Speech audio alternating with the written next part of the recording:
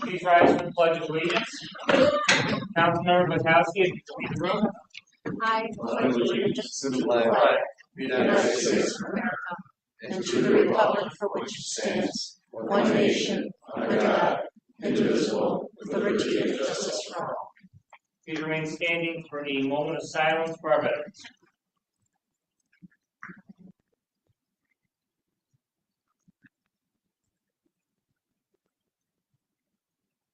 And for the invocation this evening, we have Reverend Rick myself.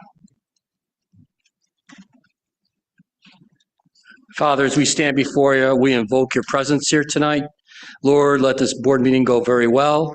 Father, we pray, Father, that you give the board wisdom. And Lord, that they understand that they work for the residents. We ask, Father God, your help and your strength upon our nation. We ask, Father, that our nation would come together as one and unified. We ask your blessing upon all our first responders, our police, fire, and all our service people here and abroad. We ask your protection upon them. We thank you and praise you for your goodness and mercy you show to us. We ask it in your name. Amen. Amen. Thank you. You may be seated. Madam Clerk, may I have a roll call? Councilmember Barbara Bukowski. Here. Councilmember Diane Benchkowski is absent. Councilmember Anthony Thought she was supposed to be on the Zoom call. Not on at this moment, Councilmember. If she comes in, I will certainly let you know. Councilmember Anthony Filipski is absent tonight as well. Councilmember Michael Jasinski. Here. Councilmember Brian Pilarski. Present. Councilmember Vernon Thompson. Here. Supervisor Brian Noah. Present. We have 5 present. We have a quorum. At this time, I'd like to make a motion to enter executive session to discuss pending litigation and information relating to possible litigation. Do I have a second? Second, Councilmember Thompson. All in favor? Aye. Any opposed? We're in executive session.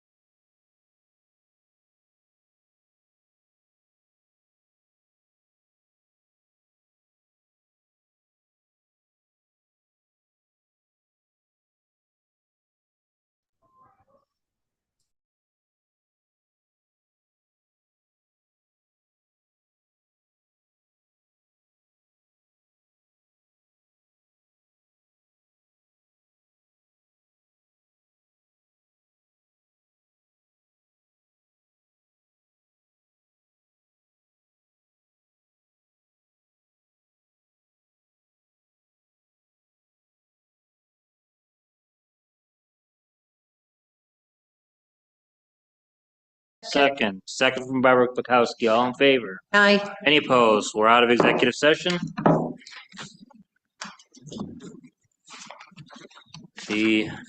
Our next order of business is a presentation for new business. Do any council members have anything under this section this evening?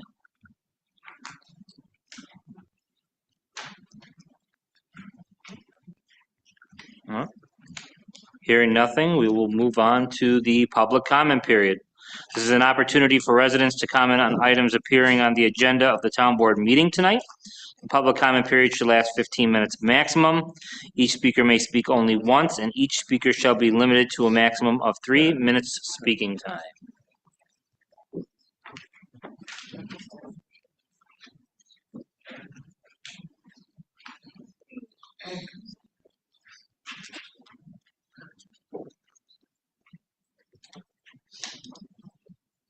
All right. This evening, we have Dan Collender.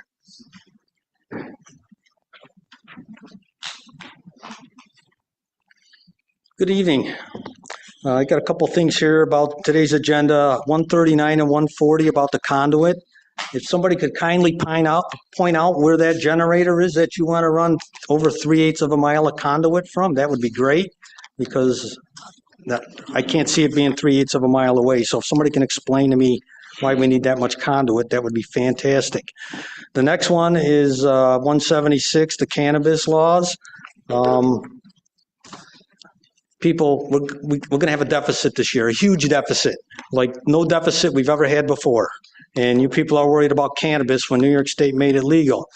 You know, we do have places that sell beer and alcohol and all that kind of stuff all over town too. While cannabis that's the next greatest thing. The market will straighten out and reevaluate on how many of them shops actually stay in business. And then the next one is 183. Extending the contract with CMH. Somebody needs to explain why we're extending it. What is the reasons for that, as opposed to not actually putting out the contract for bid? Is this new work, old work? What's going on here? Why wasn't the work completed if it has to be extended? Thank you. All right. Thank you, Dan. And with that, we're going to move on to any potential board discussion. Do we have any other items under old business from council members? Okay, we've got nothing out of my office this evening. How about new business? All right. Councilmember Thompson. Yeah. So some of the things that we've talked about is, budget concerns coming up, and we talk about, it's a good point with the smoke shops, and, the goal is to not have them on every block, because whether it's sustainable or not, you still have them popping up everywhere. So yes, it is something that we can see as potential new revenue. And there are some things that you'll see, propose funds to help, new income coming into the town that we're working on at the moment. So there are things in the works to try and bring that revenue up. That's not the answer.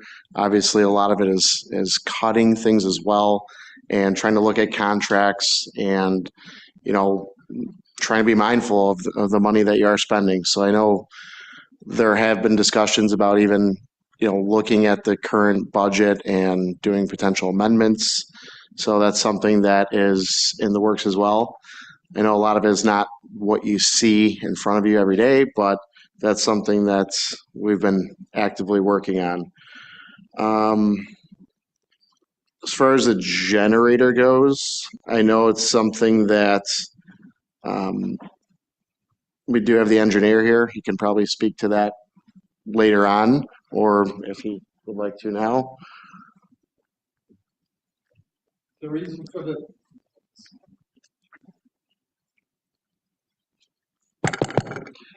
for the length of the conduit is there's also going to be generator work done with the generator here for town hall, and it's going to be set up such that if the generator at the police station fails for whatever reason, the generator here at town hall would also power the police station.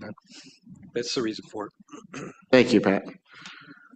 Also going into new business and, you know, you look at other municipalities around and moratoriums, things like that, halting new business and trying to stop things from coming in. Recently, we've had discussions about exploring other avenues to bring businesses in, because right now you have, you know, businesses that want to come into town, and sometimes we don't find out until, you know, they're being presented here.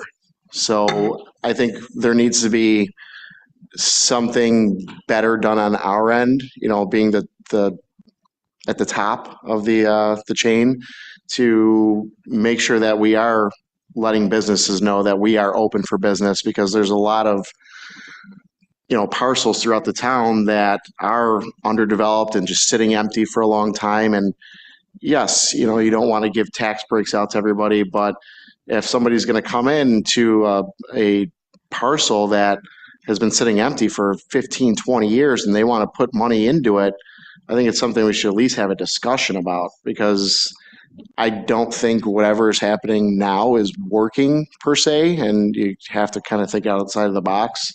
That's just something that I personally have trying to work on. So I don't know any other council members' thoughts on that. Councilmember Jazinski? Yes, so we're in March.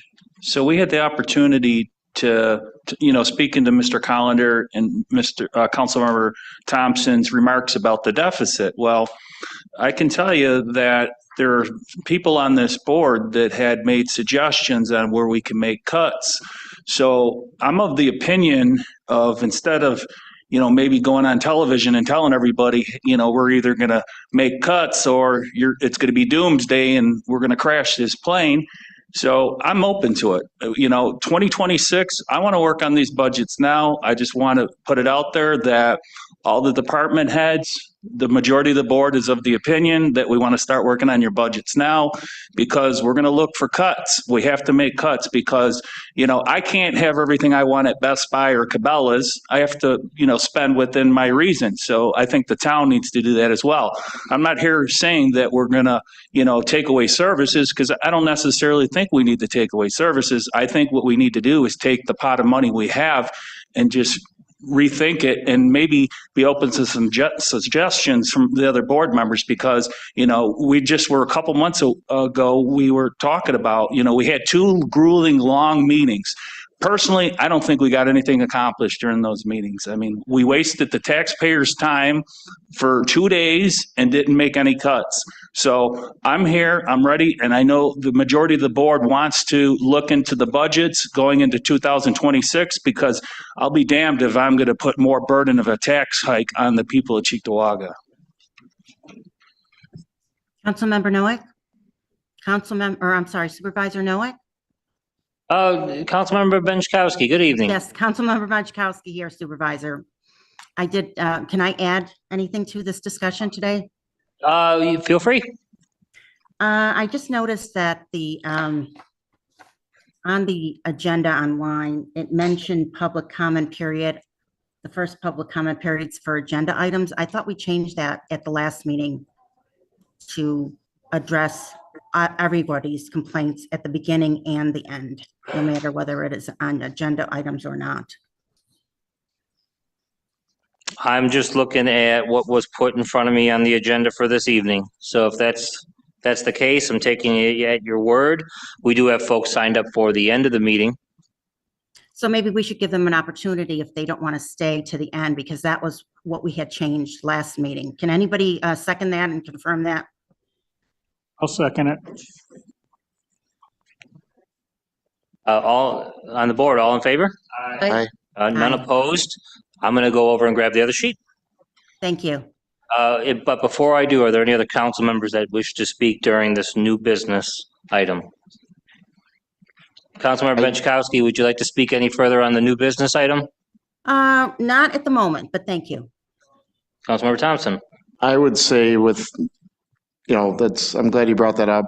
With that being said, the intent of our discussion being after the comment period was so that we could also respond to things too. So I think we should see if anybody else wants to come up and we can respond appropriately then. All right, so I'm going to put the sheet from the beginning of the meeting back out. Actually, what I'll do is I'll go through this list and I'll put the end of the meeting sheet back out and we'll give folks a second opportunity. So first person I have signed up is David Klosterman. If you'd like to speak now.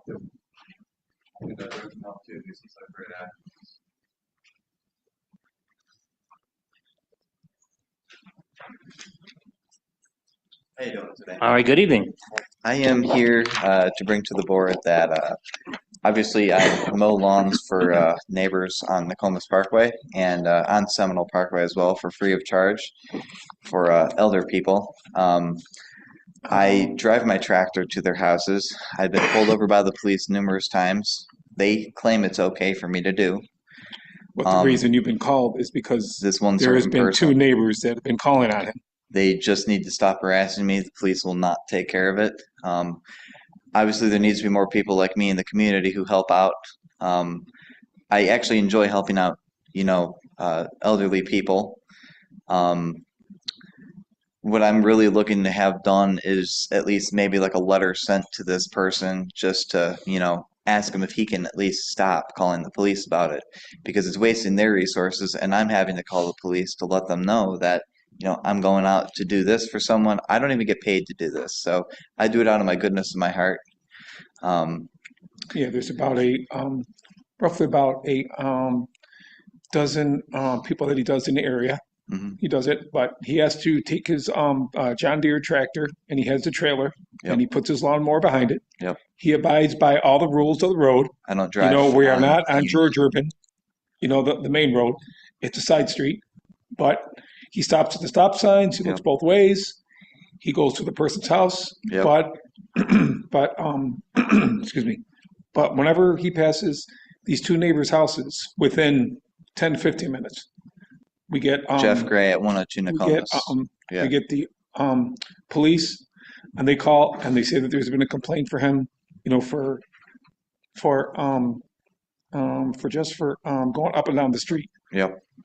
But in the meantime, they just say that he's just going up and down the street, not going to somebody's house to cut the grass. Mhm. So then my son has to physically tell the police officer, I'm going up there to do their grass. I'm doing their Yeah. grass. I'm weed whacking. I'm doing their bushes. I'm trimming their trees or whatever. So, and it's come down to a point now where my son will actually call the dispatcher and he'll tell them that he is going out. So in case a call comes in from either one of these two people, Mhm. that David is on the road. So to stop the resources of the police, because we've had sometimes 3, 4, Five cars. five Yep. police cars come at once. And we have got a lot of good support from the police officers. There has been a few, maybe 1 or 2 police officers say, you shouldn't really be doing it, but you are within the right of doing what you're doing, as long as you are going back and forth, Mhm. just to the people's houses to do the grass or whatever, and he's been Yeah. helping elderly people, veterans, and Yeah. everybody in the area who need And it. everything's done for free. I don't get paid any. They're on fixed incomes. Some of them, once in a while, like they'll throw him a tip and something like that. But other Yeah. than that, Yep. he does it. So I don't know if there's anything that can be done as far as just a letter that can be sent to these two neighbors, Yeah. because it's basically harassment. Yeah. the And cops I won't do feel, anything. the resources of sometimes when they do send 2, 3, 4 police cars where the Cheektowaga officers could maybe be in another part of town if there's something going on that's more important than this. This is trivial. This is nothing. Yeah. So I don't know what the council members could say about this. Our chief of police is in the room. We'll talk to him and see what we could do. If they keep repeating and getting these calls, Yeah. I'm sure it's a nuisance to them as well. If it's, Yes. if there's no Yes. meat on a bone there, to charge you with anything. So we will talk to them and see, and I'm assuming, after so many calls that are not, any good calls, maybe we could send something. I'm not sure. We'll confirm with the chief of police and follow up with it. Especially too, since I see it a lot of posts on Facebook about it. I mean, a lot of people are actually on board for what I do, and as I said, there's not that many kids my age or people my age that will help out. Especially like I do light displays and I donate the money to charities, every year too. So it's like I do that out of the goodness of my heart, and he pays for the electricity. So, so yeah, Sounds like you're doing great things. Keep it up, and yeah. let us see Okay. on our end what we could do. And if it becomes a nuisance to the police, maybe they Thank do you. send something out to say, hey, we understand your concerns about this lawnmower going up and down, but there's no laws being broken. So Right. Yeah, we'll thank you. we'll address it. We'll Yeah, talk to the Okay. chief. if Appreciate that's the it. case, I appreciate what you're doing, and Yep, thank you. I'm sure there are a lot of people that are Yeah. very grateful of And I that. should create a YouTube channel too and do that. I think I might get a lot of views Yeah, actually. I mean, unless you're, So have it souped up and you're speeding down the street and, Yeah, obstructing no way. traffic, No. then He's not doing that at all. that's an issue. He's Yeah, not doing yeah. that at But- all, Councilman. I do have a quick question. Yeah. Well, first of all, thank you for all what you are yeah, doing. yeah. But when the police do come, Yeah. obviously they are talking to you. Do you know if they go to those two They have families gone back and forth a few times. Yes. to discuss and And then they'll say that they are complaining because David is just driving up and down the street. hmm And I can't. They're really, saying that he's like- just driving yeah, up and down the go street, ahead. but he has the trailer behind his John Deere. He has his 2 or 3 pushing lawnmowers, his weed whackers, whatever, edgers and stuff, whatever. He's got them in there. Yeah. It's obvious that's where he's going. Yeah. He's not driving by himself, just up and down the road as what you said, just in a souped up John Deere. I do want to. He's not doing that at all. Too, that this is not a trailer that is registered for the road. I have the correct signage on my tractor, the Yeah. triangle. I have taillights. I have headlights. Yeah. I have absolutely everything that the police have told me to do, and I have taken that and I have done that. So okay. Yeah. the point being, like I can't really get a job currently because I'm quietly so disabled, but I like helping out people, and Yeah. you may have seen me on TV on 4th of July and stuff like that. But the point is that I can't be dealing with this summer, and I do not want to deal with it this summer with this guy constantly calling on me. Yeah, So- we would just like to hit it in the bud Yeah. before it starts all Sure. over again, because Yeah. in another month and a half, he's going to be cutting grass and the phone calls. And I'll even have my customers. write I up guarantee you, letters, the too, phone calls so, will be going out. They'll be calling So, again. yeah. You offer them free services? No, not yet. Well, thank you thank you for very sharing much for your that. time. Thank course. you. Thank you. Would you like to speak additionally, or the both of you are covered here? Okay, We're all both together. covered. Gotcha. We're both together. all right then. So, thank you. Thank you. Okay. Have a good night and thank you. very much. Next speaker is Don Filipski. Would you like to approach now? Okay. I've got Greg. Does it say Greg Starr? Stall. Okay. Good evening.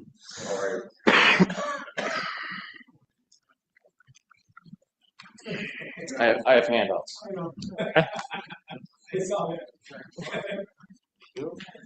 Thank you, Mr. Stahl.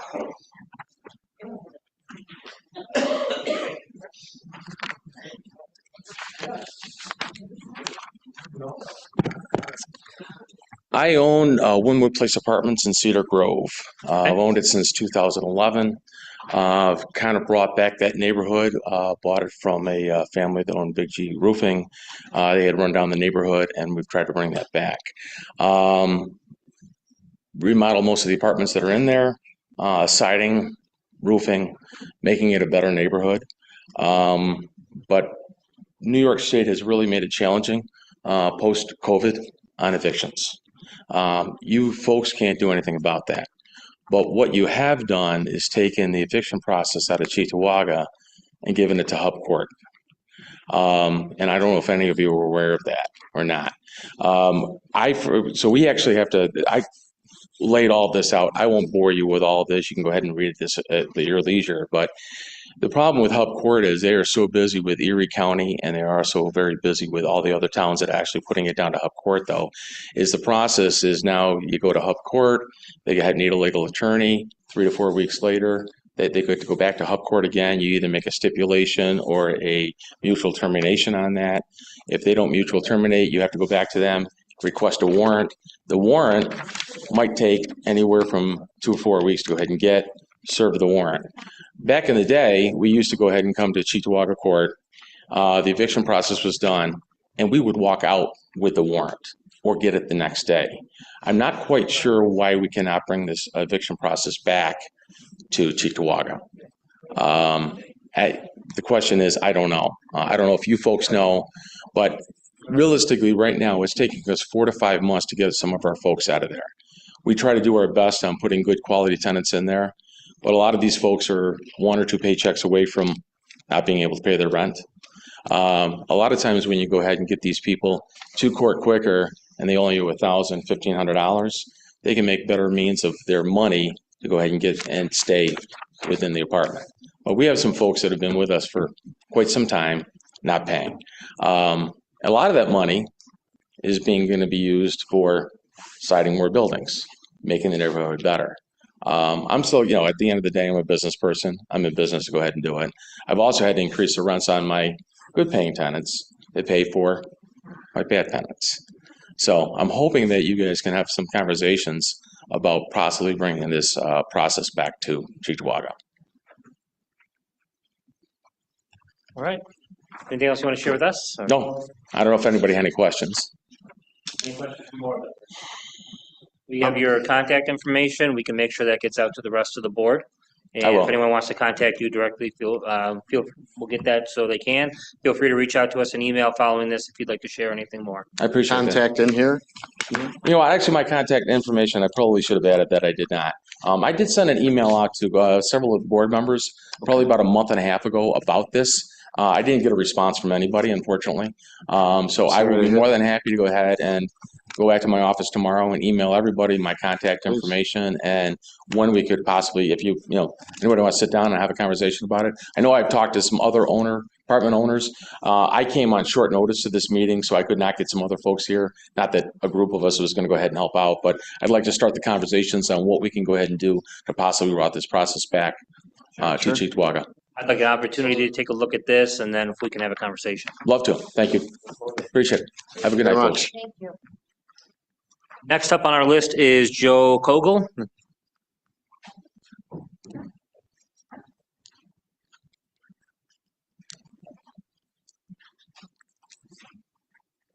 Good evening, sir.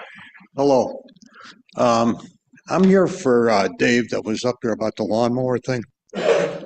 As you can see, got a bad heart. I can't cut grass. Dave's good enough to come over and help me out. My wife's just had arthroscopic knee surgery, so she's down for the count. So Dave's been a real help. So I just wanted to let everybody know that he's a good kid. He's doing a favor for me and my wife, and that's all I really got to say.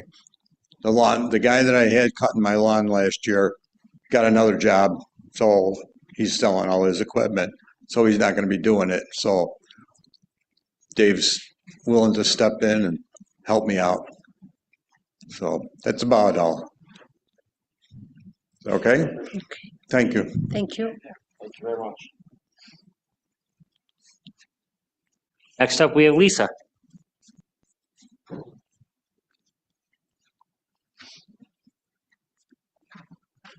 Hey guys, just a question. The meeting was at 5:30. Mhm. Why was the executive session not done at the end? I mean, we all had to sit here and wait for an hour. I mean, I don't know about anybody else, but I didn't get dinner. Meeting started an hour late. It's now 7:00. We're probably going to be going for at least another hour or so. Mhm. I mean, I'm on the school board. We do our executive sessions at the end. Why couldn't that have been done? I think that would have been a little bit more considerate to everybody here that wants to take part in the meeting. Long and short, we traditionally do those at the end. I Mhm. just got notice in the last 24 hours that the attorney was going to be here at the beginning of the meeting, and it was just a matter of when we had the attorney available. And he couldn't have, he couldn't have waited. We all had to wait, but he couldn't wait. I understand where you're coming from. Okay. I think going forward on things like that, if an attorney's working for us, we should be having them come towards the end. Unless we're paying them that entire time anyhow, which I don't think would be the case. Yeah, we could schedule one later, and that's the thing. He was scheduled for 5:30, and in an effort to save money, get him out of the way. Right, but I'm saying if we're not paying him to come until later, if we told him to come at 8:00, are we paying him from 5:30 to 8?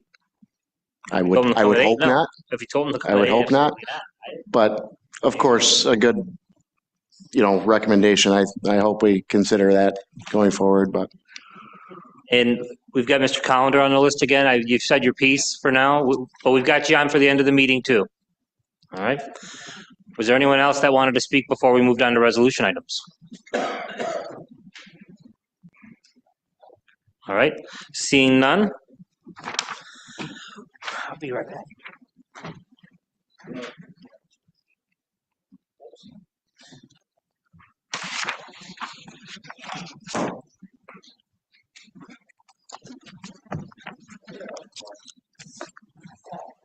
Next up, we have our consent agenda announcement.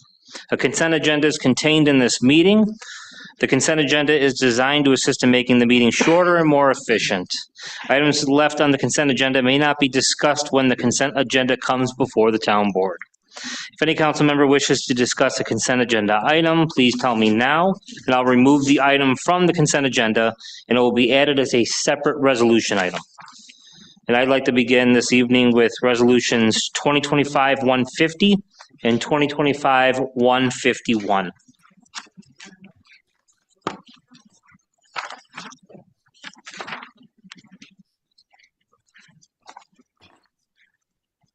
Are there any others from council members?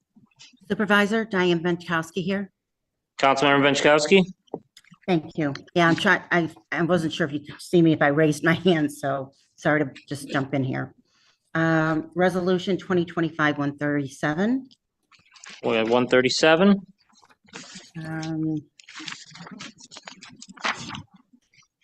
And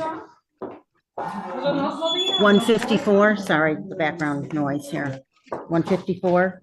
I think that's it for me. Okay, 137 and 154. Any other council members?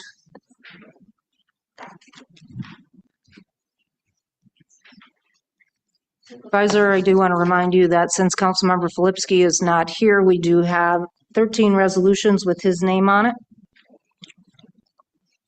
that should probably be pulled for new sponsorship. Okay. In looking at them, I see that I'm sharing resolutions with Councilmember Filipski. So looking to the board members for their willingness to substitute their names in, beginning with tabled resolution items, which I can put my name on in replacement for him. Okay. I have just one more resolution that's going to be 2025-168. Okay. I'm sorry. That's not correct. 171.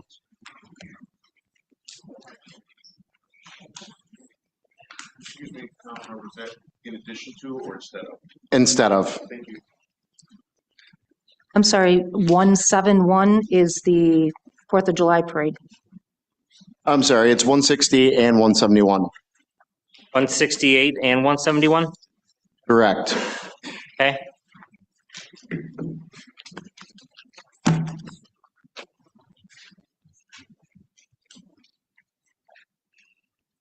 All right. I guess I need to clarify that, please. Resolution 168, Councilmember Filipski is on there.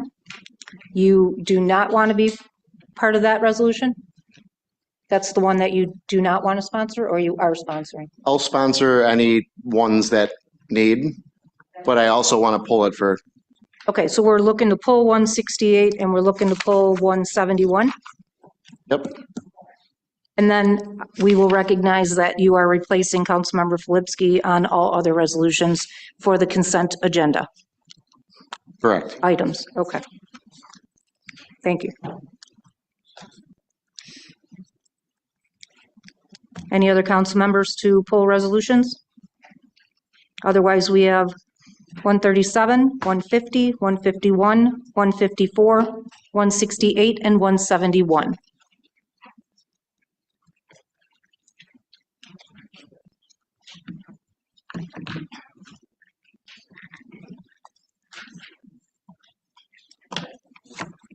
Are there any others? Yes, there's a need for 139, 140.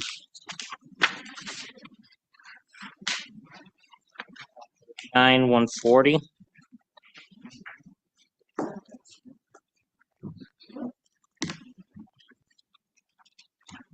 That's right. That's the right ones. Because of the same amount.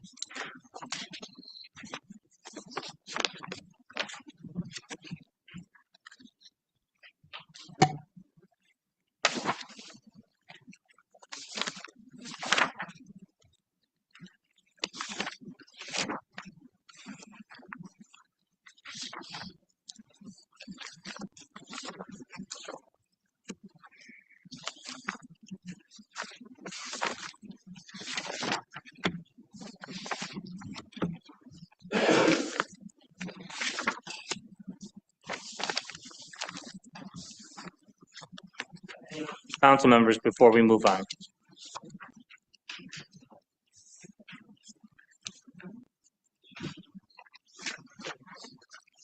Madam Clerk, can you please read back the resolutions that have been pulled one more time?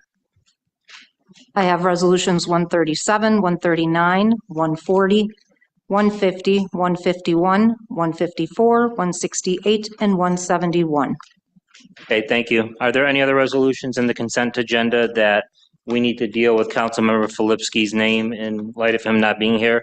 Thank you, Councilmember Thompson, for filling in on those, but are there any with Mr. Thompson and Mr. Filipski we need to address?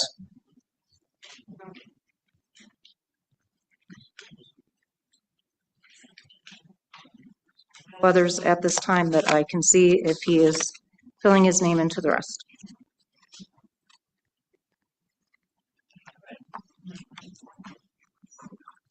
We're all set here?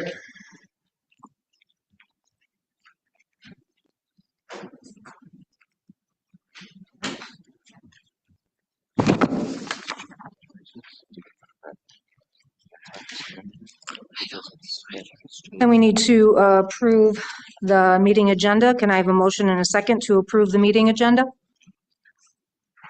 Make a motion? Second. All in favor? Aye. Opposed? Carries. Have some items on the table. Do I have a motion or a second to move any or all resolutions to the table? That would be resolution 105, 106, and 132. I'll make a motion. I'll second it. For all resolutions, please confirm. That for all resolutions? Yes, for all three. Okay, all in favor? Aye. Aye. Resolution 2025-105 is sponsored by Supervisor Noack, seconded by Councilmember Pilarski.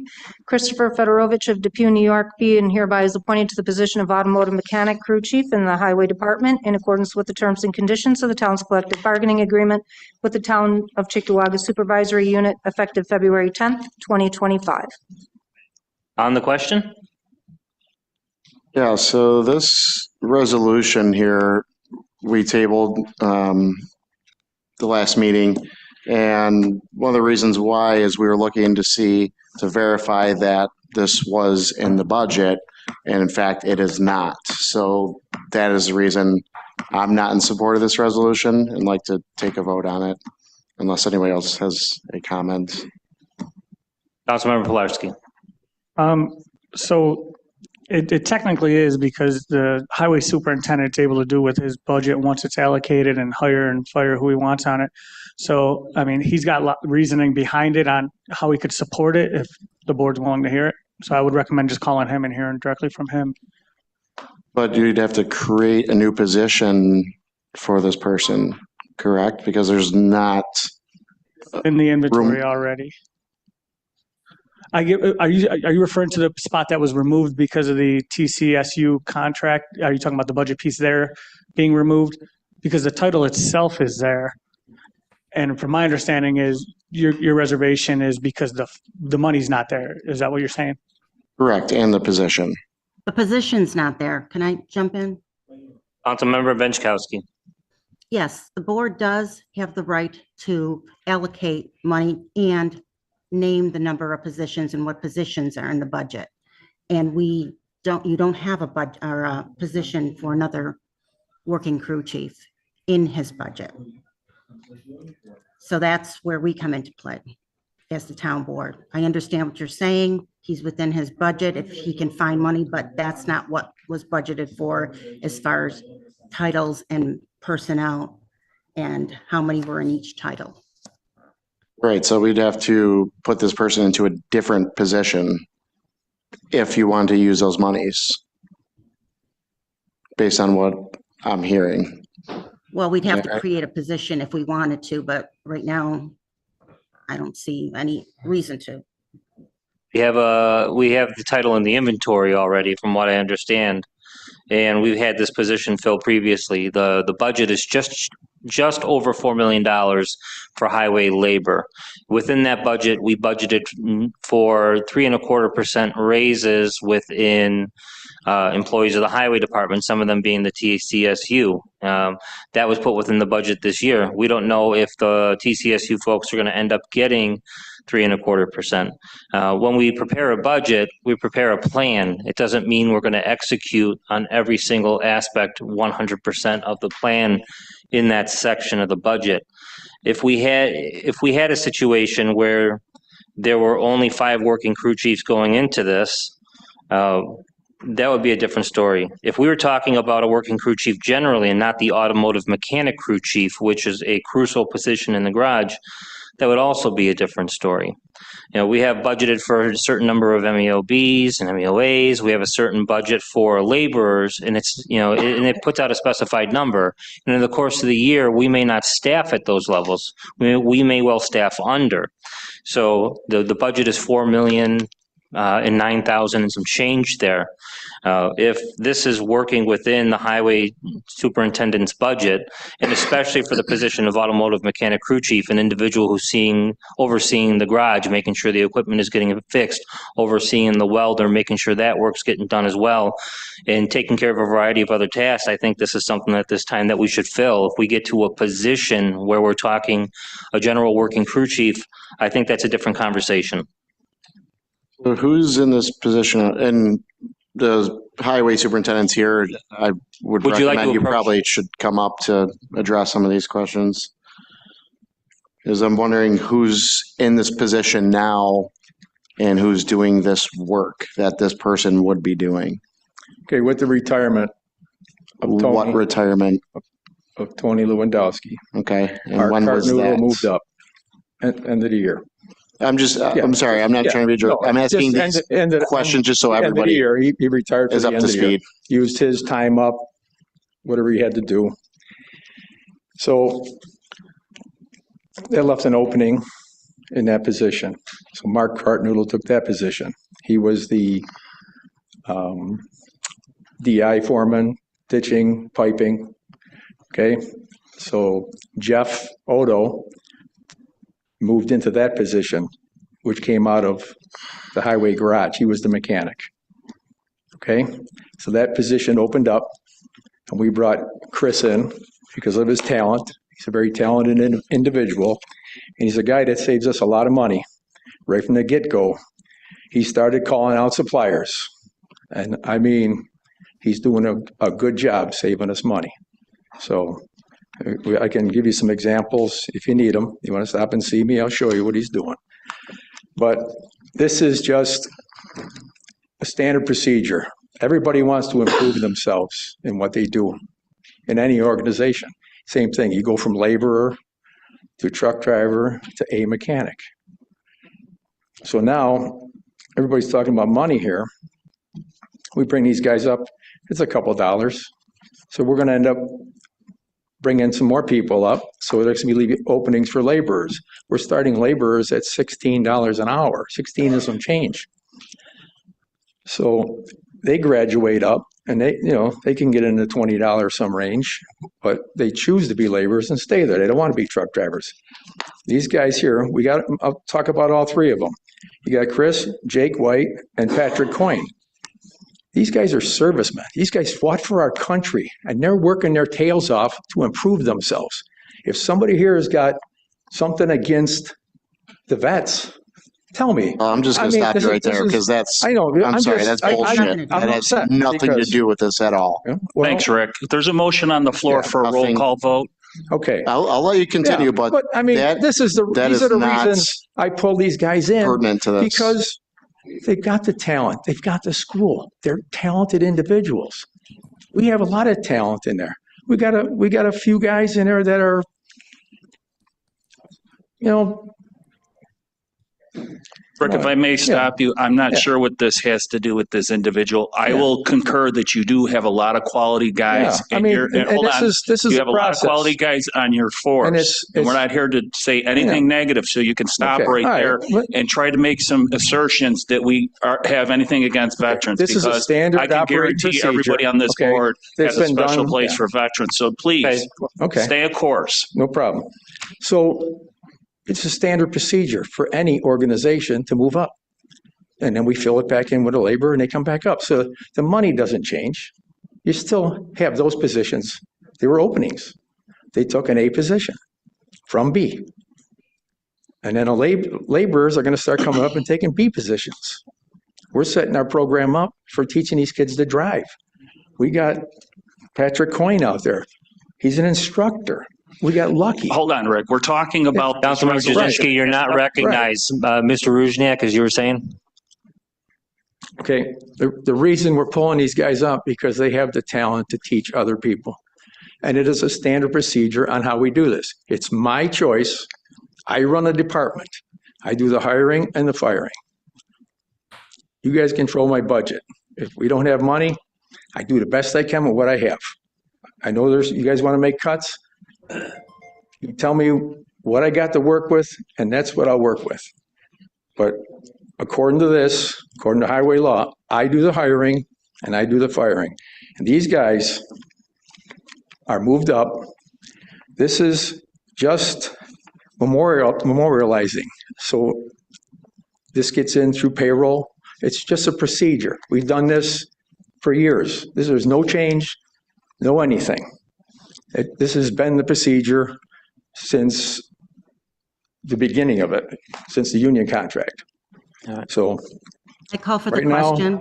This is Councilmember Benchkowski. I call for the question. We need to Right. stop debate right now and call for the vote. All right. Second that. Right, all in favor of the resolution? It was calling the question. All in favor of the resolution? I'll say aye. We've got 2 ayes. All opposed? Aye. No. Wait, can we No. take a roll call? We're going to do a roll call vote to clarify, please. Councilmember Bukowski? No. Councilmember Benchkowski? No. Councilmember Jazinski? No. Councilmember Pilarski? Yes. Councilmember Thompson? No. Supervisor Noack? Yes. Motion is defeated, 4-2. Thank you, Rick. You can they're take your still seat. moving up. Thank you. And they are going to go into that position. This is the way it is. It's my decision, not your decision. Thank you, Rick. It's not a Thanks. dictatorship. So thank you. It is highway law. Thank you, sir. But you're not following. Second that, but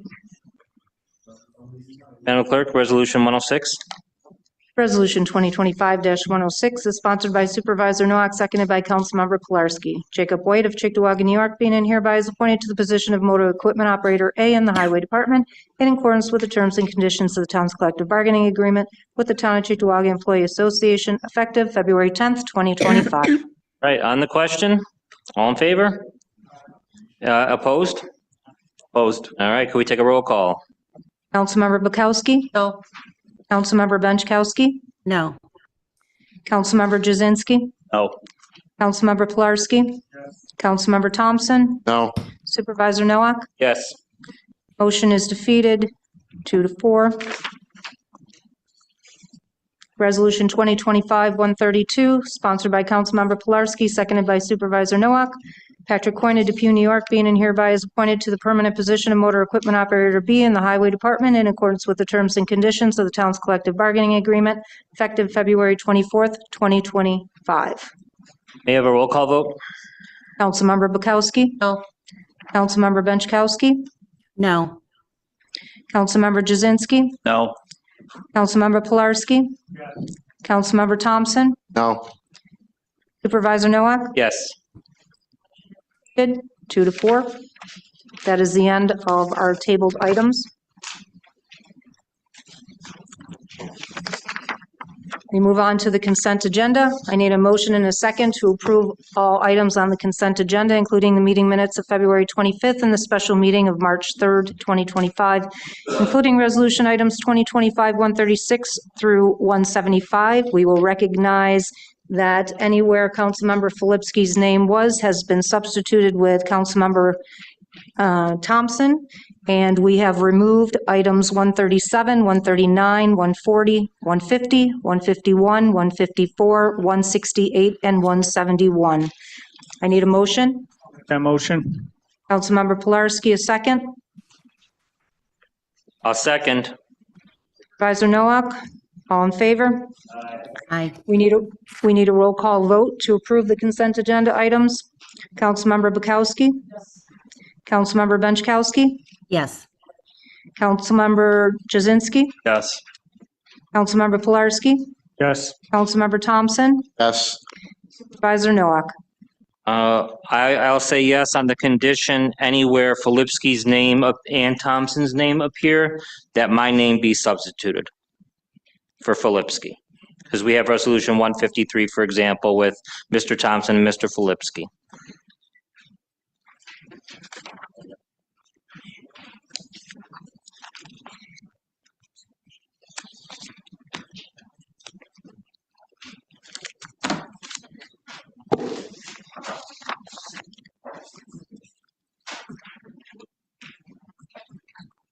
So noted.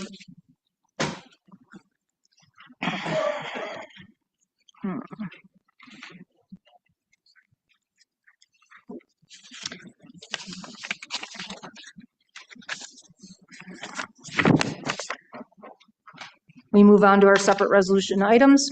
That is Resolution 2025-137, sponsored by Supervisor Nowak, seconded by Councilmember Thompson. Following vouchers and warrants submitted to the town of Cheektowaga prior to March 11th, 2025 are hereby approved and made part hereof. All right, on the question? Supervisor, I'd like to. Councilmember, You you're have the floor. recognized. Is there a way you could turn your camera on? That's getting confusing to. She does. It is on. She does have her camera on. She can be seen on YouTube, but she cannot be seen in the audience here. Ah, okay. Appreciate the clarification. Go ahead, Councilmember.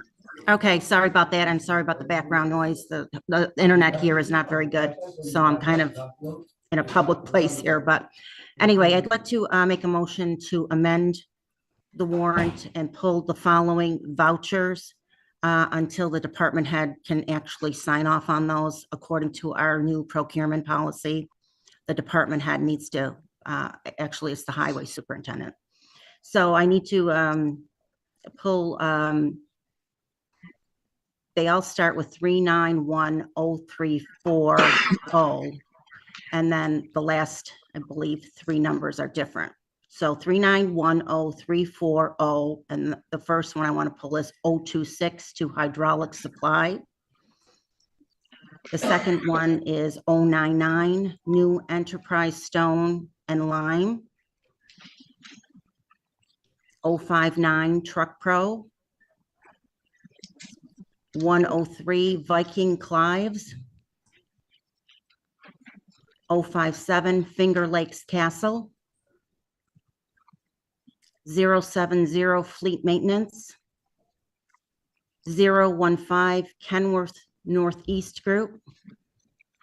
012, Lawson Products.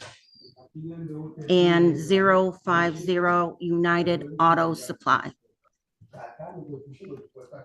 All right, there's a motion. Is there a second? Could I get it? Yes. Yeah, just amendment.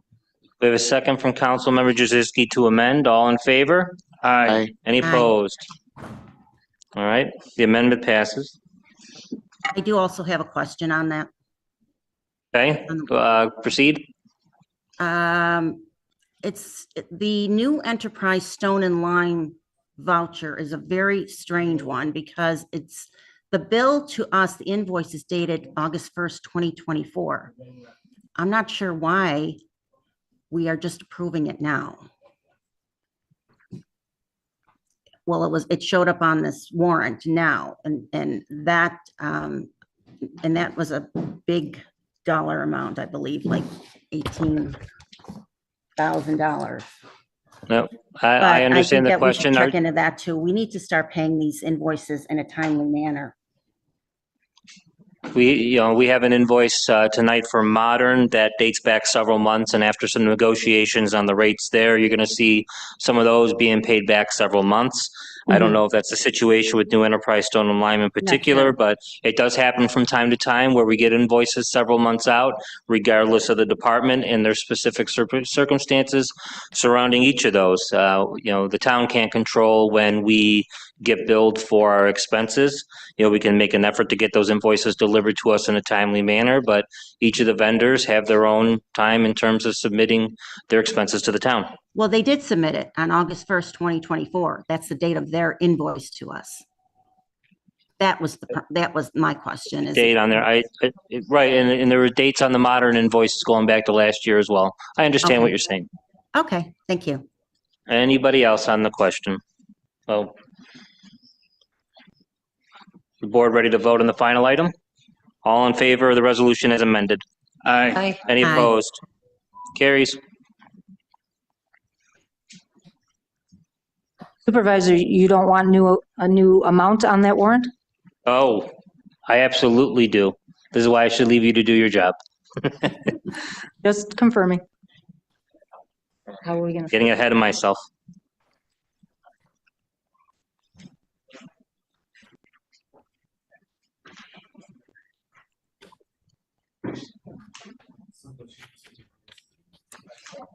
Councilmember Benchkowski, when you named off the vendors, are you saying that every one of the vouchers for those vendors should be withdrawn for now? Yes, and just re-signed by the department head and submitted for next meeting. Councilmember Benchkowski, are any of these that were signed while the highway superintendent had a deputy in place? I know there were a handful of vouchers that were attached to them, the notice that there was a deputy highway superintendent in place. I know there were other vouchers that had attached that Mr. Fedowitz was authorized to sign on behalf of the highway superintendent. Are those included in the list as well? Well, we don't have a deputy superintendent position, so a highway superintendent position. So it has to be the department head. And in the procurement policy, it does not authorize a deputy highway superintendent to sign those. So we need the highway superintendent to sign. I understand the point you're making, but were any of the vouchers included that notice about the deputy and Mr. Fedowitz? Yeah, I didn't see any about Mr. Fedowitz. I just saw a couple about, yes, these were about somebody else having the authority to sign, but the person he put in place doesn't even work for the highway department. He's an engineer department employee. It's like asking, the senior center to sign off on a sanitation bill. You can't do that. It has to be somebody in the highway department. And we have to follow our procurement policy. If the board isn't even following it, then, how do we expect our department heads to follow the procurement policy? Point. Mr. Kraus, Madam Clerk, do we have an amended amount? Supervisor, I suggest that we took the vote on the amendment. We give Mr. Kraus time to work on this. It's going to take him a few minutes so we can vote on the final resolution after we go through some of the others. Okay, would you like to come back? That's just fine by me. Resolution 2025-139, sponsored by Councilmember Thompson, seconded by Supervisor Nowak. Town of Cheektowaga is awarded a contract to install a new emergency generator for the police and court building. That was Resolution 2024-537. Per the town's procurement policy, requests were made from 3 separate vendors for the purchase of 2,000 linear feet of 1-inch Schedule 80 PVC underground conduit for the Public Works improvement. Purchase for the 2,000 linear feet is hereby approved to Pro Flow Technologies of Chickawaga, New York, for the quoted price of $9,234. All right, on the question. Yeah, I mean, if I did the math, I mean, anybody can pop out their cell phone and do the math of how much that scheduled PVC costs. And I mean, even if I went on the high end, I mean, I don't see that PVC exceeding $500, you know, from probably the highest bidder. So I'm just a little curious on the dollar amount. Attached to the agenda was the power flow conduit bid. Have you had an opportunity to review that? I'm not the one that's in question. The question that's in question is the dollar amount. Regardless if I read it or not, doesn't really mean anything. I'm reading it now and I'm telling you that, you know, I could tell you, I could eyeball it and see it and tell you what scheduled the PVC is and what size it is without having to ask anybody. And, you know, I've used this type of PVC in my life and in my career, and I can tell you that that's an absorbent amount of money. And in fact, I mean, that's marked up more than bottled water. I mean, and bottled water is probably the most marked up commodity out there. I mean, that's a lot of money for, you know, that little bit of PVC. So I definitely question the dollar amount and where that number came from. All right, the resolution says 3 quotes were received by the engineering department for the conduit. Councilmember Thompson? I was just going to ask if the town engineer could speak to this resolution. I see the amount was corrected also. There was an error on that too, originally.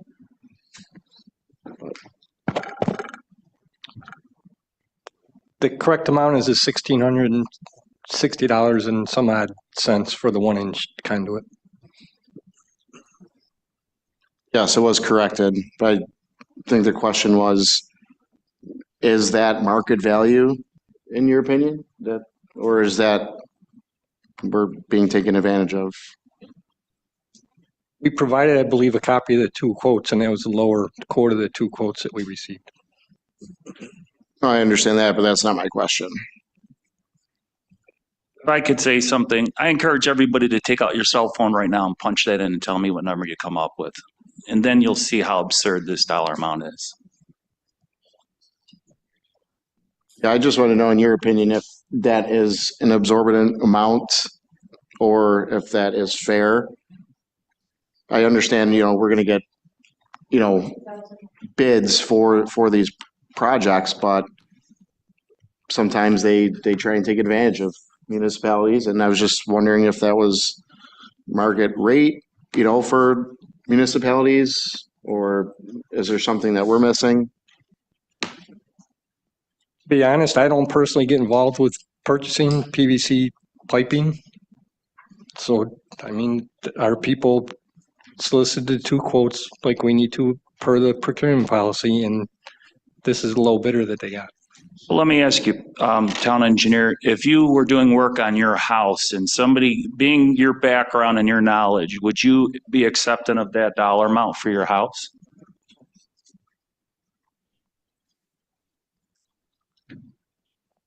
I can't answer that because I haven't done the research yet. Answer is yes. Come on, Pat. I mean, you're not pulling the wool over my eyes. Well, can we just postpone this resolution then or vote no on it and rebid it? On page 94 of the resolution packet, the agenda packet put online, has the bids for this resolution. And there were 3 for this particular one. And Power Flow put it in at 1661, Graybar gave us 1836, and Rexel gave us 1738. So we can rebid it, but just saying that the 3 options we've gotten so far, 1661 is the lowest, and that's the one we're moving to go with on this resolution. Yeah, I understand this work needs to get done, and it is important to not lose power, especially at the police department with all their communications. It's the last thing we would ever want. But I guess my question would be, is this including that work to be done too, or is there added cost to that? Right, and also to add to it, I could go to Gray Bar right now and I can tell you what, I've done plenty of business with them, and that's just, I would love to see that Gray Bar quote, because I'd call them out on the carpet about it, because that's just highway robbery. I mean, it's absurd. This is why we get taken advantage of, because we just say yes, yes, yes. But the thing is we actually have some intelligent people on the board for change that are going to question this dollar amounts. So in my personal opinion, I think we should say no to it. I will be a no to it, and I think we should do a roll call vote and rebid it. All right, there's a request for a roll call vote. Madam Clerk, can we have a roll call vote? Second, please. I am trying to confirm something on the agenda.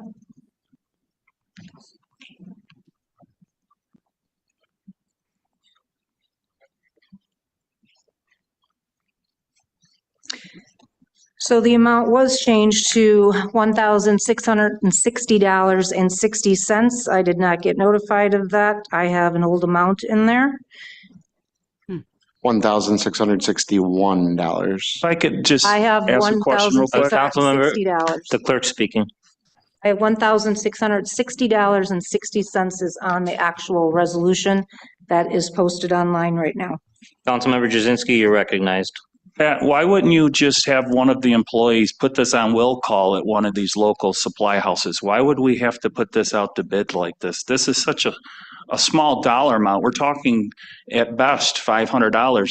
It's your procurement policy. Procurement policy, That's exactly 1,500 the or problem. We're higher. talking 83 cents. I understand. I Oh, my didn't say, goodness. hold on, you're not recognized, Brian Pilarski. Thank you. And neither are you, Supervisor Nowak. Continue, So I would Mr. like to have my Jazinski. time back, as you always Yes. tend to rudely try Plenty to of control the time. meeting, Okay. which you have no control of. I'm the So chair of the meeting, anyways, but continue. you're not acknowledged, sir.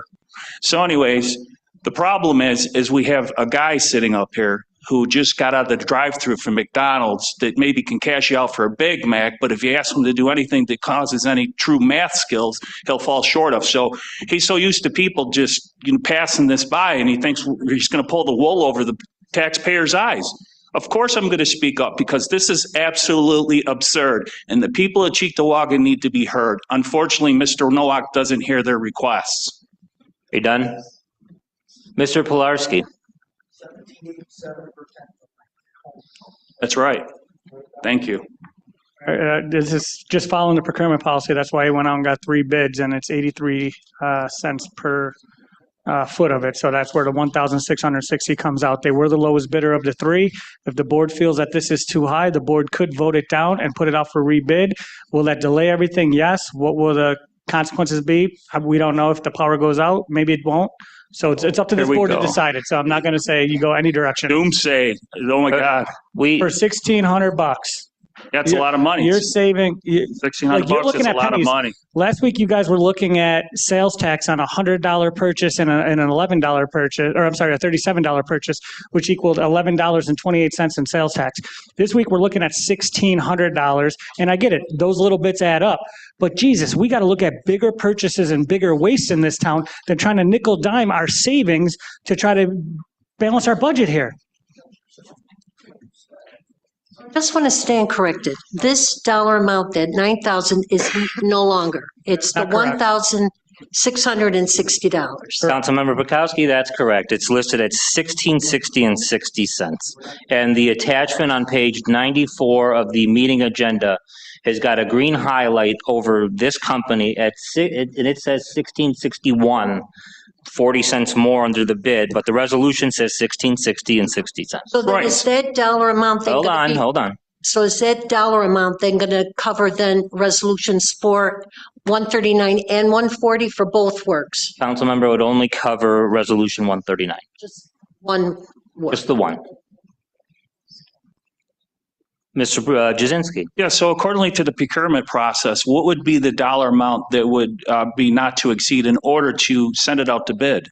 Why don't you tell me? Because I'm you put up asking you the because you're procurement calling me out process. on the procurement process. It's the process you passed. Hold on, here's the thing. You should know. This would have fell underneath the not to exceed. That's the problem because we're only talking $500. The reason 1,600 why is it's higher than 1,500, Councilman. Am I acknowledged? Am I talking or are you? Well, yeah, why don't you finish Thank your you. point? Please.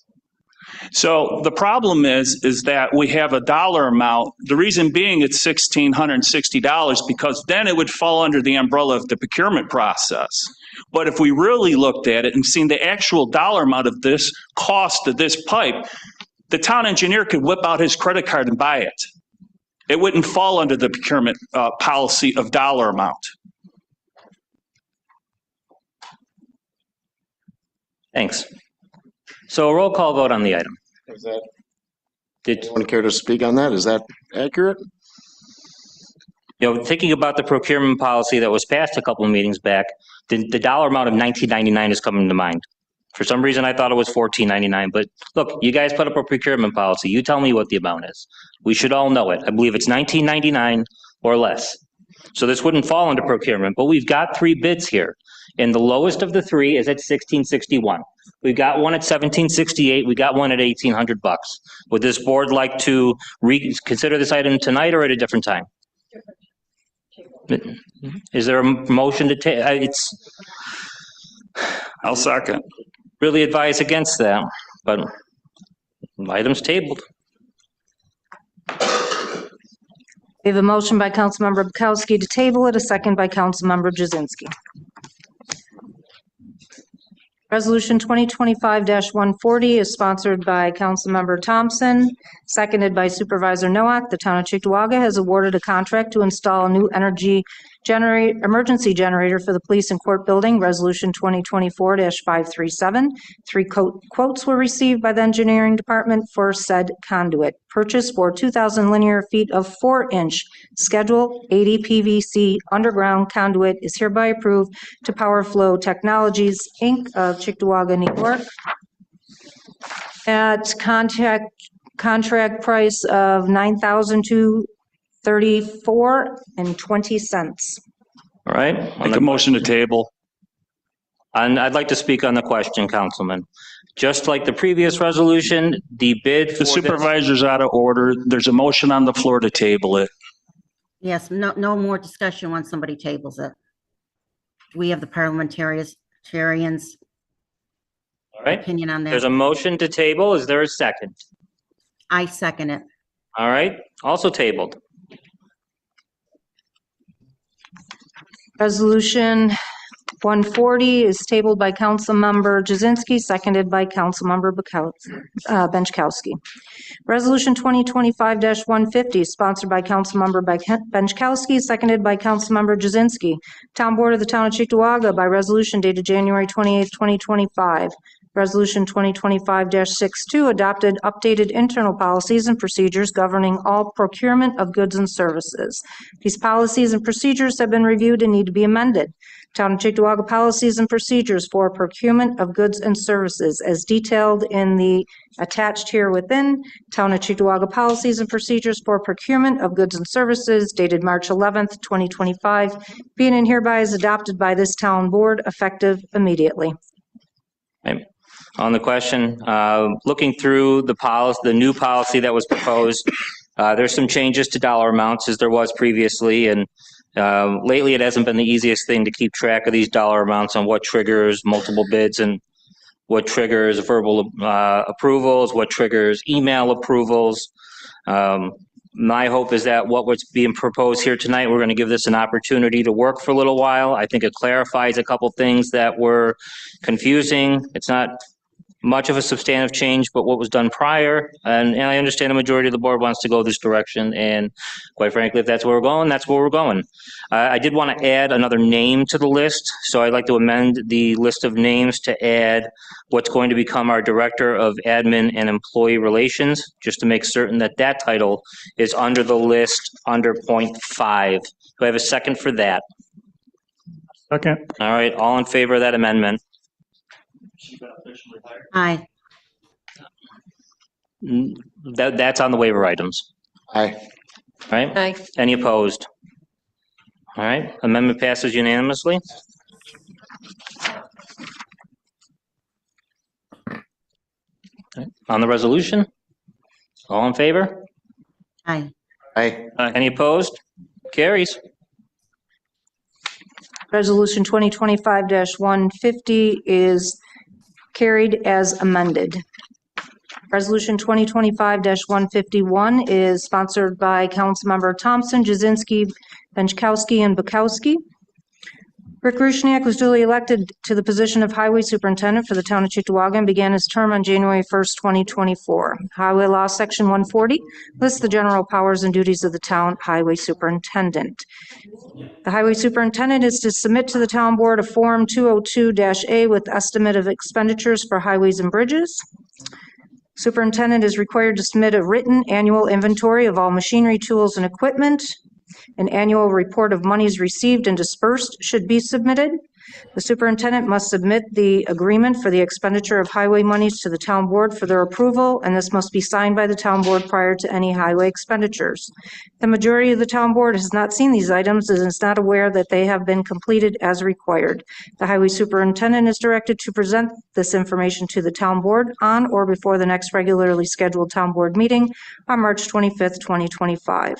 The town board is hereby requesting a listing of all roads that are town-owned and the current condition of each road.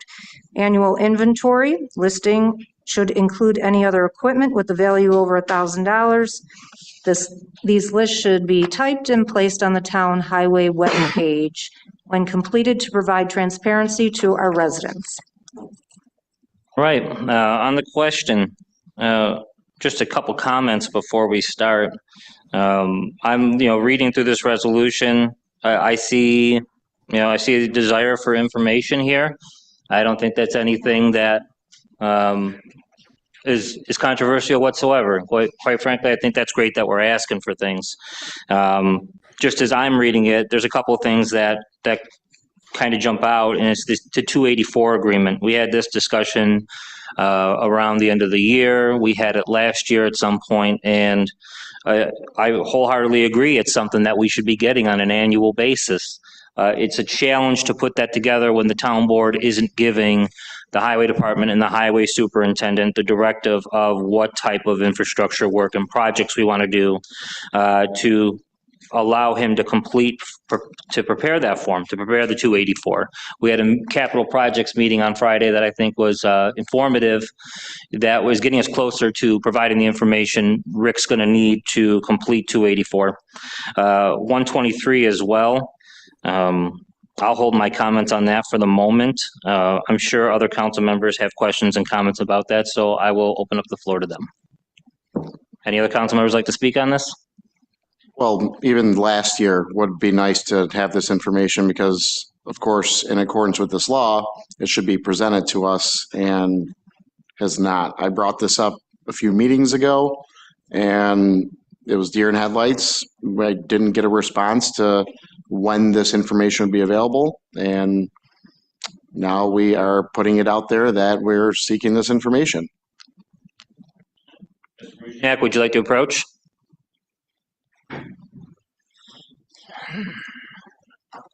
Before you speak, Rick, I'd like to be put under oath. Thank you. Mr. Rushniak, how are you? Good. Floor is yours. Do I get a second? I'll second the motion.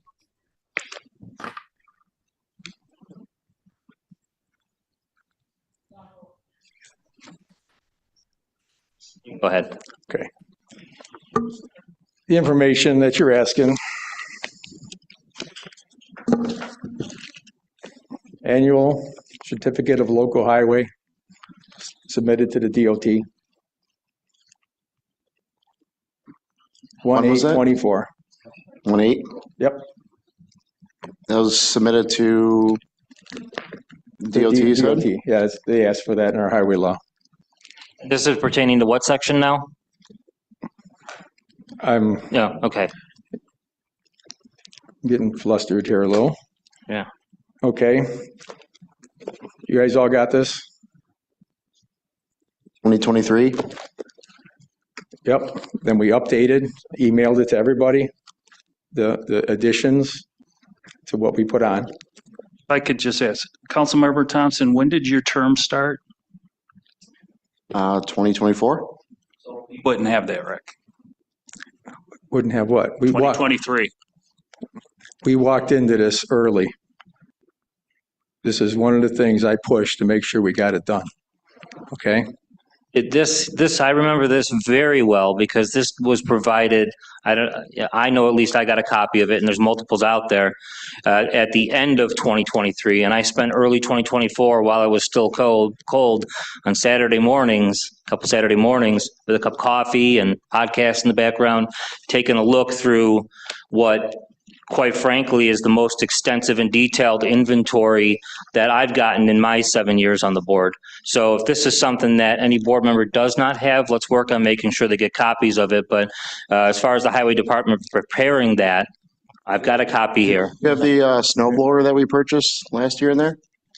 Snow blower, Yeah. the updates were mailed to board members. So they were mailed to us. And email. So it's not part of that With, no, book. it's, That's complete. And yeah, that part, we're going to do the pictures and add it to the book.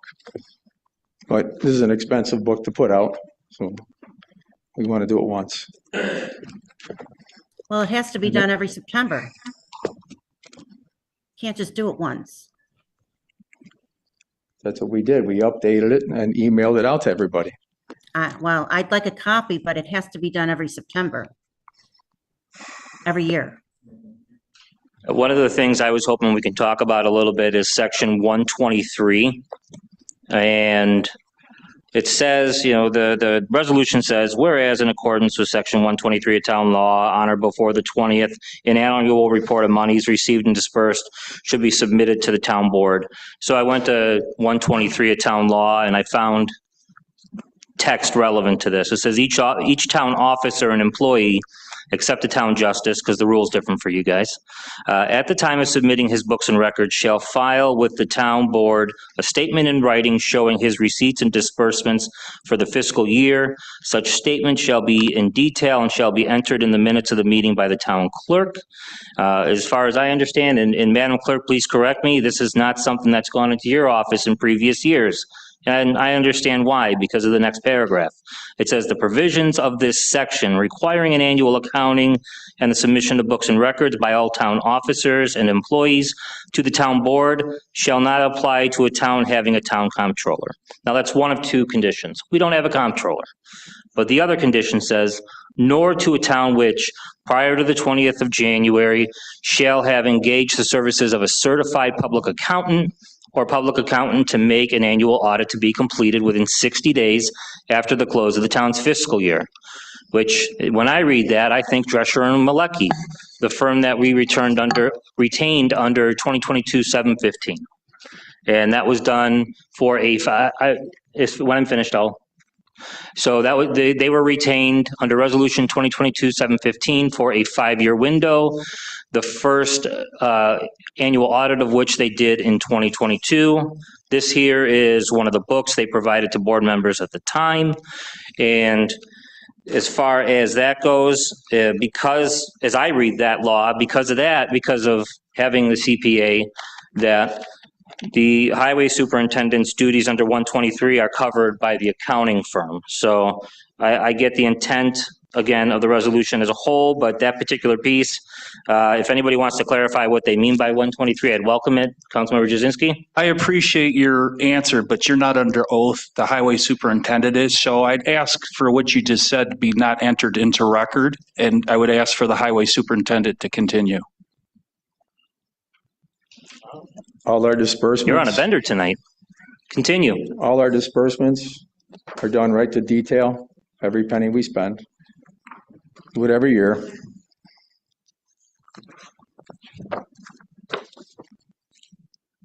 And the equipment list. This goes to Lawley, our insurance company. We send it to them too, so every piece of equipment is covered. Every building is on here.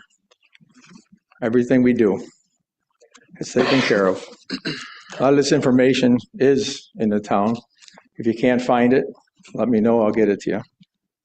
But most of this is been supplied. So this information is public now? Is it fine to go up on our town website for residents to see what we Yeah, have and we what could. they're paying for? Just for an example, if we, were to pay an outside vendor for a service and we go, oh, well, we have these services here and these materials here. Why are we not doing that? That's fine. I understand. Thank you. All right, any other comments from any other council members? Councilmember Benchkowski, you still with us? Any comments on this one? No, I think you addressed them all. Unless anybody else has any questions. Okay. All right, and so the resolution, the last whereas calls for the presentation of the information on March 25th, 2025. Other than the 284, that we have to give an answer to him, to the highway superintendent about those details. He says he has the rest of this documentation, should be an easy lift, right? So I don't have an issue with this. Question, posting this town's highway webpage, who manages that? It'll have to be one of the girls in the office because I'm not a computer wizard. Town clerk will post the information provided. Thank you. I would like to add another thing. I don't have an issue with this, the substance of this, outside of this 284.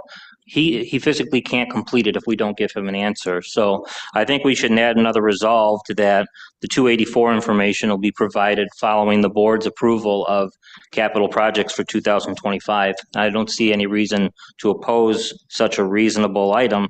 So I'll propose the language is resolved that the 284 agreement, that section 284 agreement will not be required until after the town board provides capital projects direction to the highway superintendent.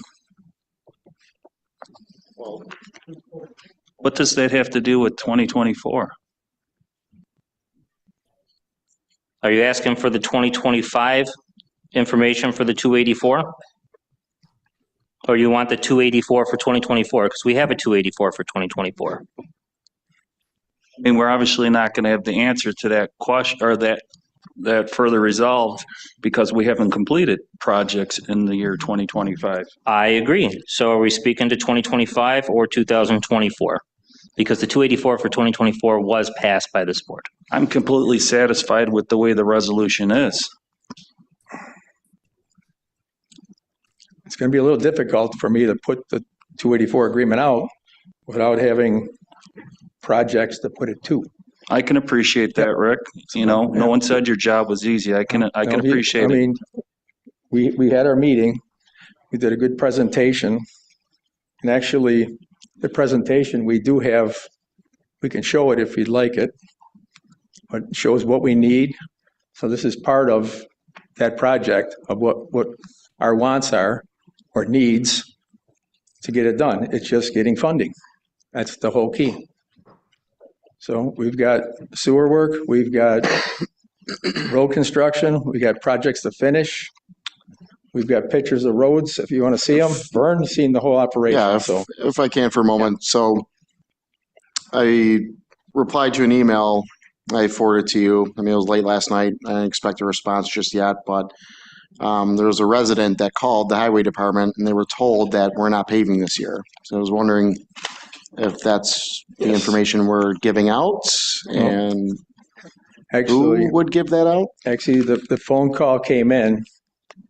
I asked one of our girls and she says she doesn't know what's being paid because there's, the budget we haven't done the 284 agreement. So nobody knows what's being paid. So she just mentioned that to the man and he's a regular caller. He's a constant, which we have a handful of them, and every town does, okay? So she didn't have an answer, so she says, try contacting engineering or the town council, and that's what he did. But it wasn't aimed at calling you guys, it was just, she didn't have an answer. So this is where the opinion she had was to get the answer. That's all it was. Okay, did we correct that? Or Yes, yep, we talked reach to her. back out to him, the resident? Because he's probably still I don't know wondering if Doug handles a lot of my answers. He takes care of them for me. So Okay. I'll get back to you and let you know. Just want to make sure he has the right information, Yeah. the resident. Now, we did an aerial view of the street today. It's been patched already.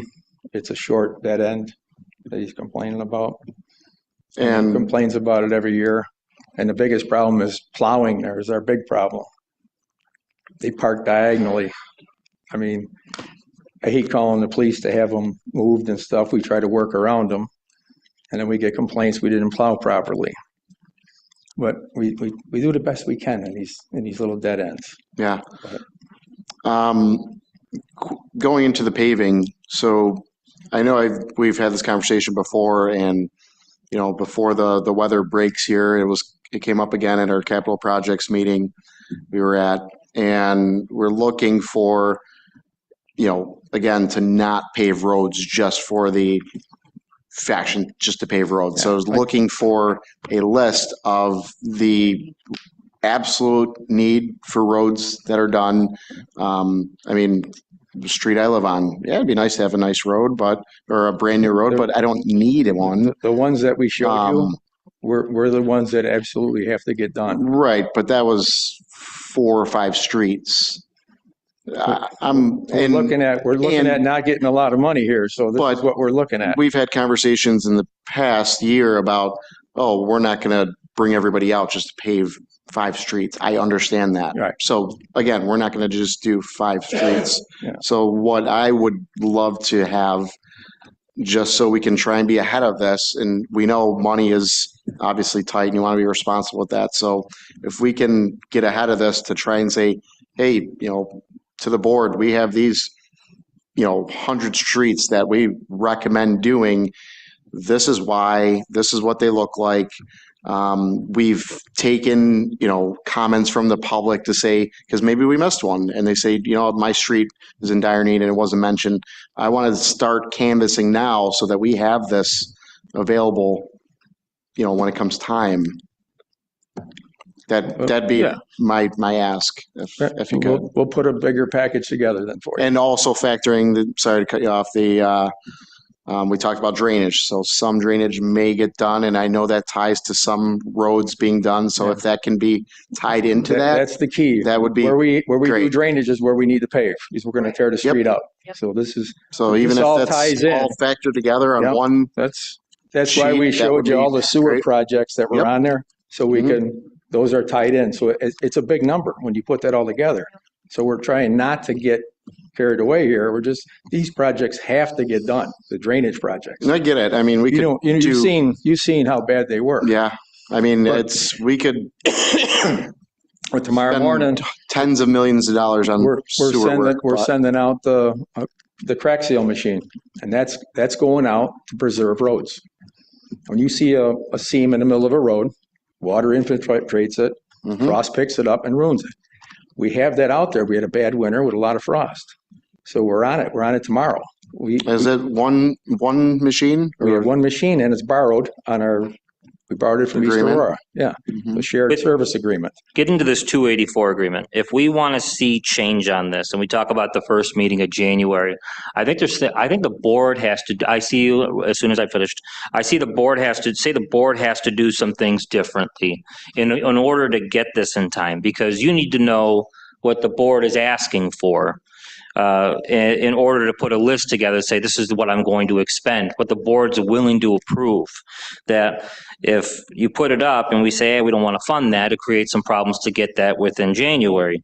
We can move these meetings we've had in the past few years about capital projects. We were in the courts in early April talking about sewers and road paving and sanitary sewers last year.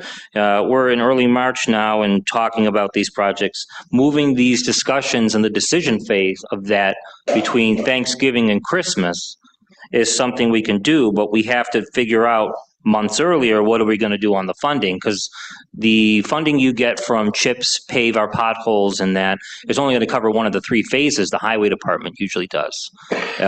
You lately have been counting on bonding dollars to cover aspects of this work. So we would have to make some decisions on if we would want to bond for any of this work in the prior year as part of the total proposed package. And that would have to include, if we're talking about a paving list, how many dollars that we would want to put. And I say bonding because on the highways reserves, I think they're only 17% of annual operating expenses.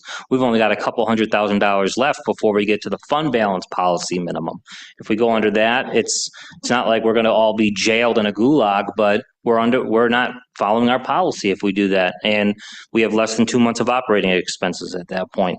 So again, going back to this 284, I don't see the crime, I don't see the controversy at all of just saying, we'll give Rick more time to submit that. Once we give him a plan, he can submit his plan. Again, if there's no desire to amend the resolution, I'm still going to support it because he's got the documentation. But we have to understand, in part, we're asking for something he can't produce in the next 2 weeks. I can put one together, but it's going to be exaggerated, like as in, say, our average is 50 roads. It's a $2.5 million project. Yeah. We're looking at, instead of wasting town resources, of Rick, I'm sorry to cut you off, Rick. I hear you, but okay. Mr. Jasinski. I know I've asked you in the past, and I'm just going to ask this again. When it comes to the needs for you to do this milling, paving, or any project, I'm a numbers guy. I want to see your labor and material cost. I don't want to see a bond that comes across and says, we're going to pave X, Y, Z. I want to see actual costs. And grant you, I understand it'll be a variable cost, but I at least need something to look at this and say, okay, hypothetically, which I'm not in favor of bonding, but let's say we had a project and it needed $10 million in bonding, right? How do I know that? How does the taxpayer know that? I want to see what your material cost is for the aggregate, and I want to see your labor cost. If you look at the last ones we submitted for last year, it has labor costs, it has material costs, everything's in there. Detailed breakdowns, and thank you. It's a detailed breakdown. Right, but when you propose the project, you've given that after the fact. And not to go on a sidebar, but I do think this is relevant. If we put a resolution up to vote for a $5 million bond for sewer work, and we spend $3 million of it, and there's $2 million left, where does it go? You don't have to use it all on a bond. But we don't have to have if we could use that towards highway, right? But awesome. We don't have to have another public discussion to spend those monies. So that's, I think, why there's so much hesitation with bonding, because we go back and forth and we approve these monies for bonds. You come back and the price is different, not you specifically, but you come back and the price is different than the original ask. Then you have this other money that could be used for many other things without a lot of people knowing. That's my issue with this. I mean, with bonding. And I couldn't tell you how long that's been going on for. Price increases. I mean, I got a list I can show you. I'll get to you guys. It's just on pipe, stone increase, everything that increased. Some of this stuff's up 47, 48%. The pipe, the PVC pipe. DIs are up, everything's up. And it's that much less work we can do with the same money.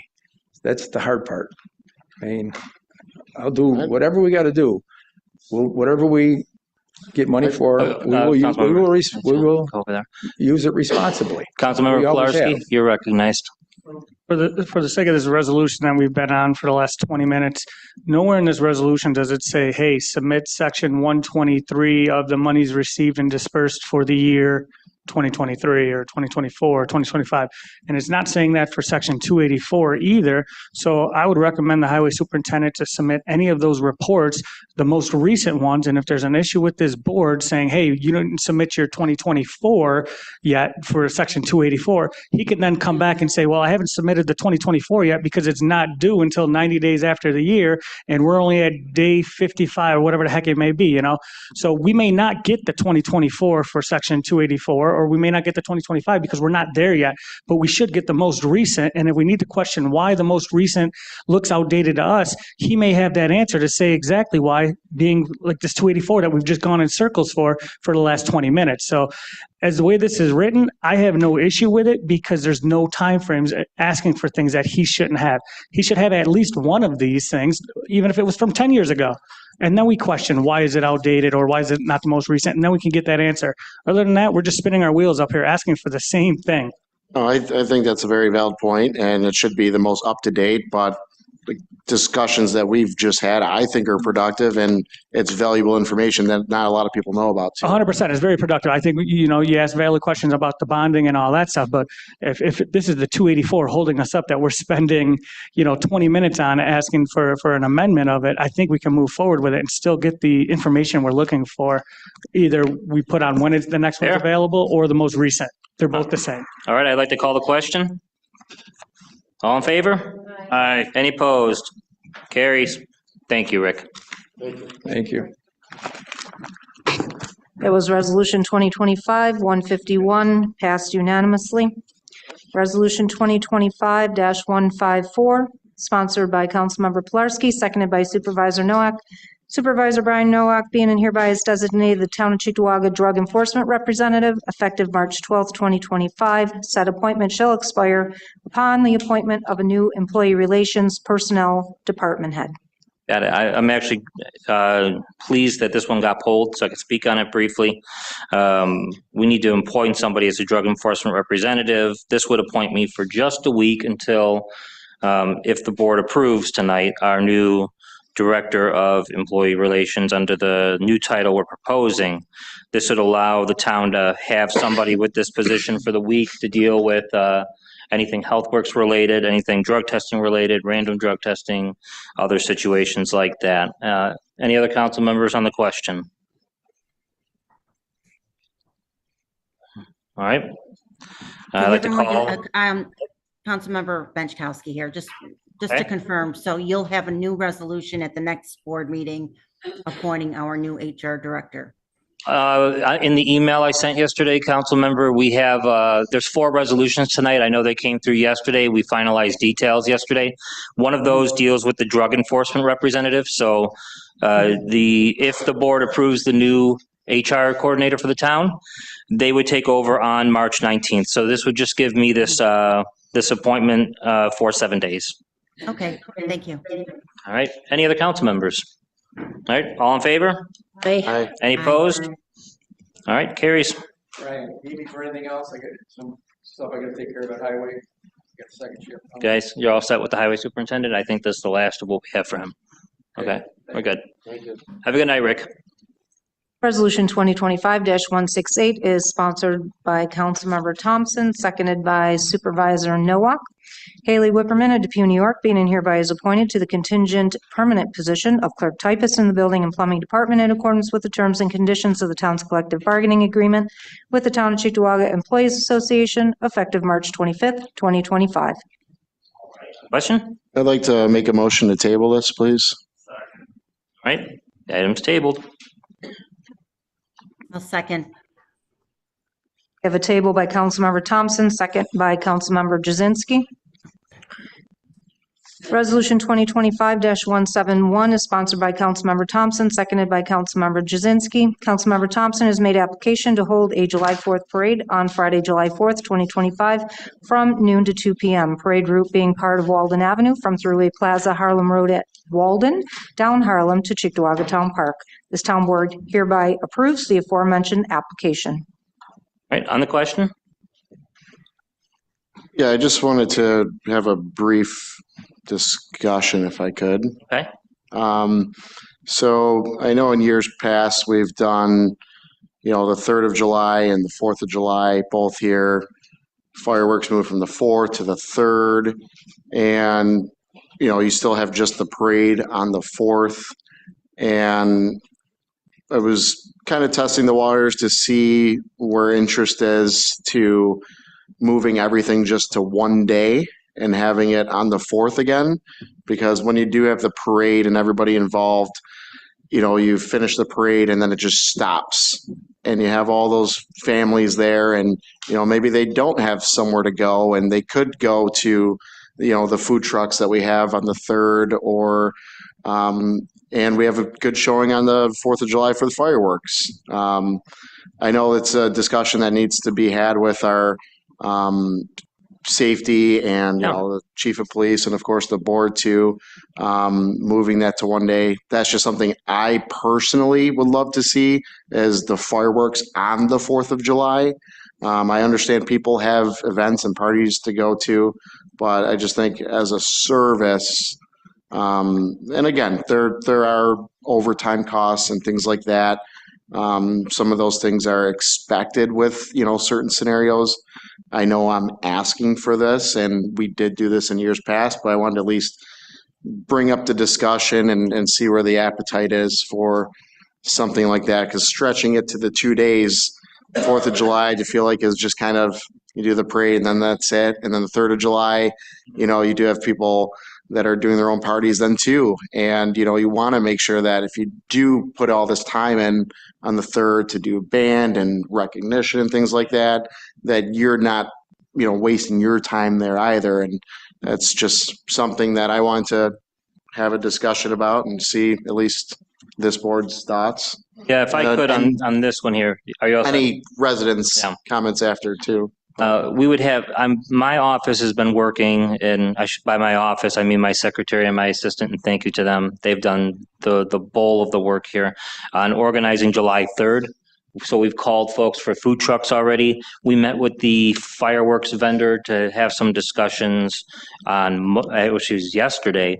So if we're thinking of moving the 3rd to the 4th, we're going to have to make the discussion very quickly so I can inform those folks with the food trucks and move them over. I have to reach out to Matt at Skylighters and let him know about a different day. But while we're on the topic of fireworks, one of the things that came up was the potential impact of the tariffs that could have on all that.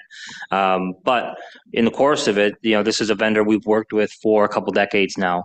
And I know with the change in the procurement policy, is this board looking for me to get 3 quotes from 3 different companies? Because when we're talking about something like fireworks, it's compared to other services, it's relatively unusual. You're talking about you bringing a company in, and some of them do 1099 folks. Some of them have their folks directly in. They have directly under their hire. Then you get into the type of fireworks they have to display. Like somebody can give us a quote, let's say, just like our argument, $8,000, and the types of fireworks they offer can be from, whether they're China, if they're from Brazil, they're double the price, you get half the show. So is that something that the board would give me their blessing to just go along with Skylighters? We've gotten a good product with them previously, and just to continue with them, or do we need to get 3 quotes for that? Because if we don't have to get 3 quotes, we can get right into the discussion of moving these guys over to the 3rd. If we do, I'll go get them, and we can make a decision about which company we'd want to work with. But there's not too many fireworks companies left locally to start, and there's 50 large ones in the entire country. So what's the board's appetite as far as keeping Skylighters goes? Supervisor, could I? Yes. It's Councilmember Benchkowski. Okay. Can I talk? Yep, you're recognized. Yeah, I know what you're saying, because I used to also help with that day with the fireworks, and I think that's a specialty service. So I really don't see you having to go for 3 quotes because of that, but that's just my opinion. I'm not sure what the other board members think. The rest of the board on that. Thank you, council member. I just want to confirm, because, if I go down this road and then all of a sudden he didn't get the quotes, it'll be your fault. No, I'm fine with. Probably stay should with the draft up a Skylighters. resolution for it. Yeah.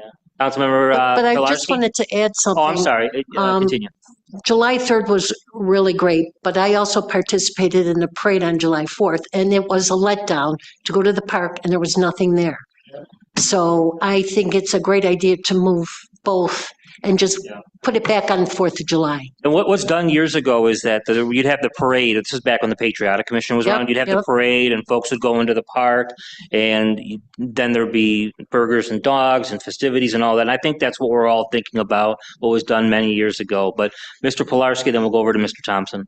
So going right down the line, I couldn't agree more with Councilmember Thompson. I just know when I was doing the parade, I also recommended, hey, combining both, and the issue at hand is definitely the overtime. When you start looking at the police overtime, now they're just not doing a half a day of overtime. They're doing a full day of overtime. Town park employees, also full day of overtime. That adds up really quick. And I'll tell you, I had shell shock right there when I saw the numbers, projected numbers on how much that could cost. But I don't disagree with you. It would be nice to have a full day event, not just walk to an empty park. And hopefully, if you're one of the tail ends going through, the Pepsi trucks unloading everything. Other than that, there's nothing there.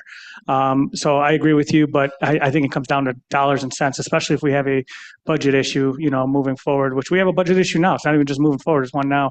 I also agree with Councilmember Jazinski. What he just said is if we do decide to allow this to move forward for the fireworks without getting our 3 bids, definitely should be in a resolution to cover your butt so you're not jammed up.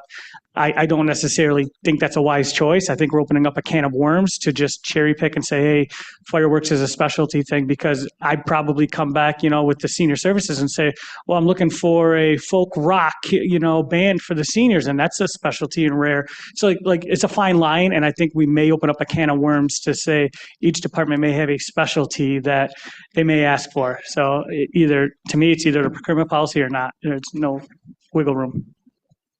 I agree with all of that was just said. One thing to add to that is Carnival. That was the big problem, because you get a lot of people that come to there and cause trouble, and I don't think you can do that again. I mean, you're in competition with so many other carnivals per se at that time, so that's not, I think, the direction we would go. But also, yes, the overtime is something to look at, and it's something that I think of. There's a few things that the residents can physically touch and see that they're getting as a benefit from their government, and I think that's one of them. A 4th of July celebration, and roads, of course, and your trash pickup and things like that. So, of course, there's going to be some of those costs, but you factor some of those in, and still try and be responsible in the way that you do it. Again, this is to have a discussion, to get the discussion started. So we're talking about moving everything to one day. Maybe something we should consider between these meetings, and I think we have to deal with this on the 25th, so that way everybody involved that we're working with knows, is possibly moving the parade to the 4th, or to the 3rd rather. There are a lot of towns that do their parades on the 4th. We can do ours on the 4th as well and move everything over there. But if we did it on the 3rd, you have, I know, Grand Island, Lancaster, other places, obviously they do the parades on July 4th. It's an opportunity to do that day early, showcase the town of Cheektowaga to the entire region. But we should discuss this with the chief of police, the head of our parks department, and all those other folks before we even consider it. Right. The 3rd may not be an option, and we looked into that as well, thinking that same thought process. The plaza is open for business, so then you're talking the M&T Bank, you're talking the, furniture store, Tops, all that stuff, IHOP, all open for business, so you will not be able to fit all those vehicles in there. Yeah. So it really leaves us with the only option of, do we move everything else to the 4th? On the holiday, the 4th is literally the only option, because the majority of, not all of them are even closed. Tops is still open and whatnot, and IHOP, so majority are closed. And, we could done what we have done this year and take some time to discuss it and see what we do for 2026, and maybe do something like that. Maybe we carry it out this year, where we do our parade on the 4th, and then we do our festivities on the 3rd. Also gives us an opportunity to actually budget for how much will it cost for OT, and will we have enough persons to work overtime? I mean, overtime is not mandatory, so if majority of the police officers like, I'd rather go home, for 4th of July evening with my family, or I got plans, we may not even have enough officers to properly run this event safely. I think we should have a conversation with all the respective parties and go from there. Yeah. So if we do decide to move to the 4th, like I said, I'm going to need to know sooner rather than later, because we've got most of our folks lined up outside of security right now. So we're going to have to let everybody know. We're going to have to see if they're available and If they're not, we'll figure out what we'll do for that day. But, my office is well down the road on getting July 3rd set up. So something to keep in mind. Not to totally eliminate July 3rd. I mean, another option is just not using the plaza and closing down part of Walden or Harlem and just having it staged there for the start point rather than come out of the plaza. But that would disrupt traffic then on the 3rd. So some options. Nothing's perfect, but some options. What's the board's pleasure? Do we move forward on this item? Is there a desire to table? I'd like to see maybe add that 4th whereas, adding the 3rd to it. I think that seems like the most logical answer, cutting dollars and cents. Plus, as Councilmember Pulaski said, the chances of people being there is hit or miss. My recommendation would be to move forward with this resolution as is, and then if we need to go back and amend it and make changes to the event, we're able to. At least we've approved the events both on the 3rd and 4th as resolutions and as business as usual. And then if nothing comes of it, we still have our events moving forward. And then if we're able to work something out with the plaza and or police or costs or any of our hurdles that we're nervous of, we can at least go back and change that. All right, let's call the vote. All in favor? Aye. Aye. Any opposed? Carries. Resolution 2025-171 is carried unanimously.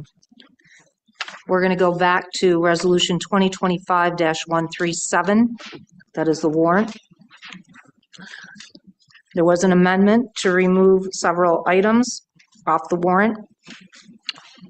General fund line is now 391,407.26. The highway fund is 13,982.33.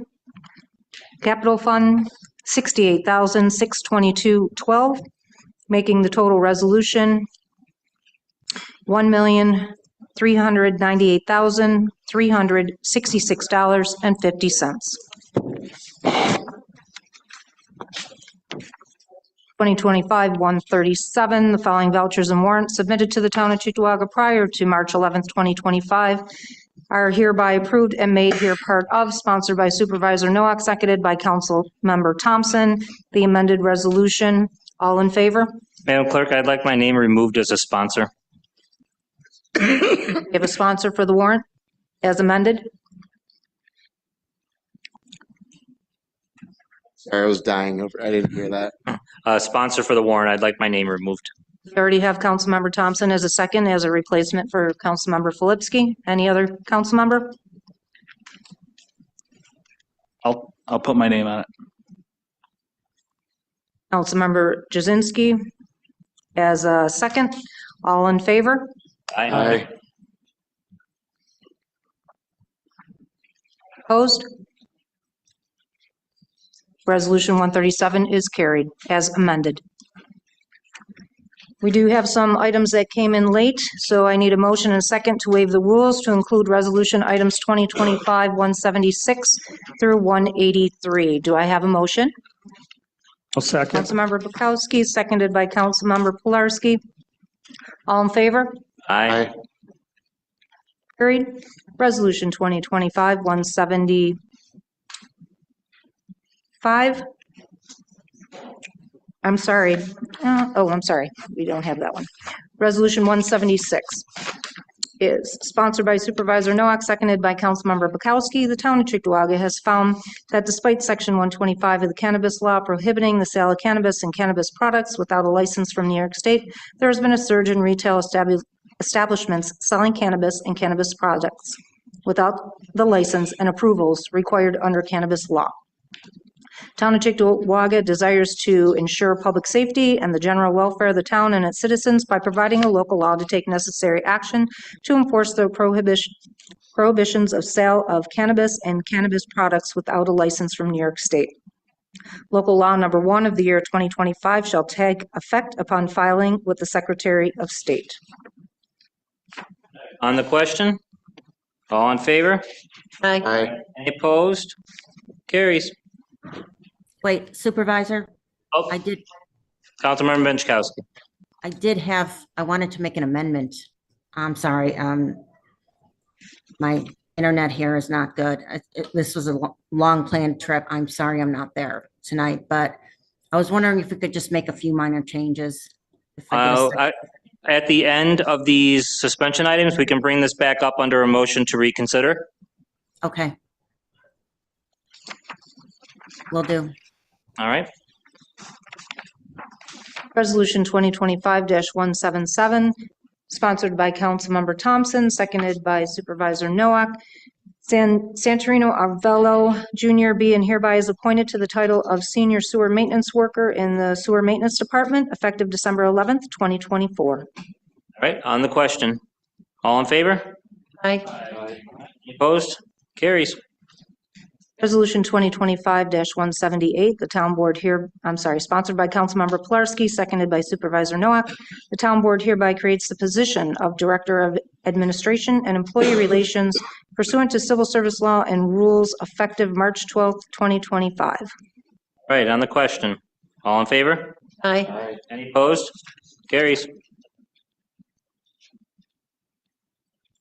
Resolution 2025-179, sponsored by Councilmember Pilarski, seconded by Supervisor Noack.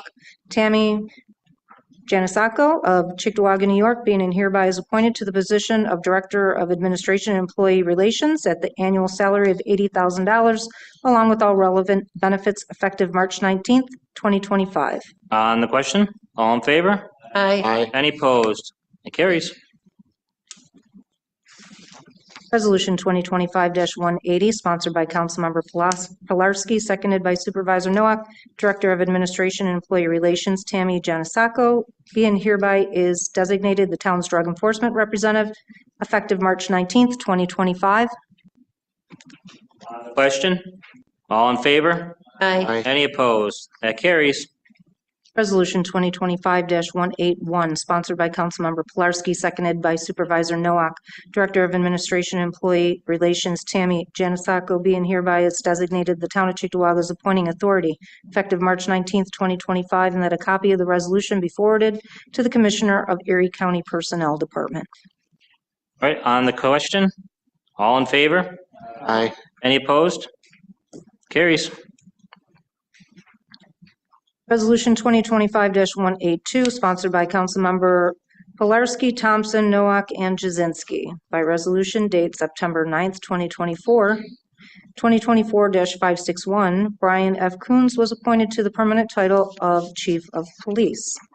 Resolved that the chief will have an additional $8,000 added to his salary on January 1st, 2025, and that the following modifications shall apply to Chief Brian Coons. Benefit package, Section 607A, longevity pay, will be modified as of January 1st, 2025. Adjust the after 25 years of service to $14,945. Section 10.01A, vacation will be modified as of January 1st, 2025, add another step for after 25 years to 10 working days.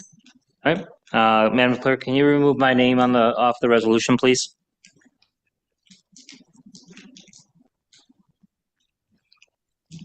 Anyone on the question? All in favor? Aye. Aye. Any opposed? Carries. Resolution 2025-183 is sponsored by Supervisor Noack, seconded by Councilmember Pilarski. The town's contract with CMH Company, Inc. for equipment and operators for public works projects will expire on March 24th, 2025.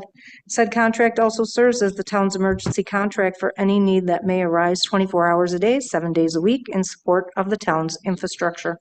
Town's contract with CMH Company, Inc. for equipment and operators for public works projects being and hereby is extended until such a time where a new equipment and operators for public works project bid is awarded. All right. With this item, I know this was introduced this afternoon. I just wanted to make, I spoke with council members Thompson, Pilarski, and Bukowski briefly about this today. I don't believe there's an appetite this evening for this item to pass, but I did want to introduce it for the sake of the board considering the item.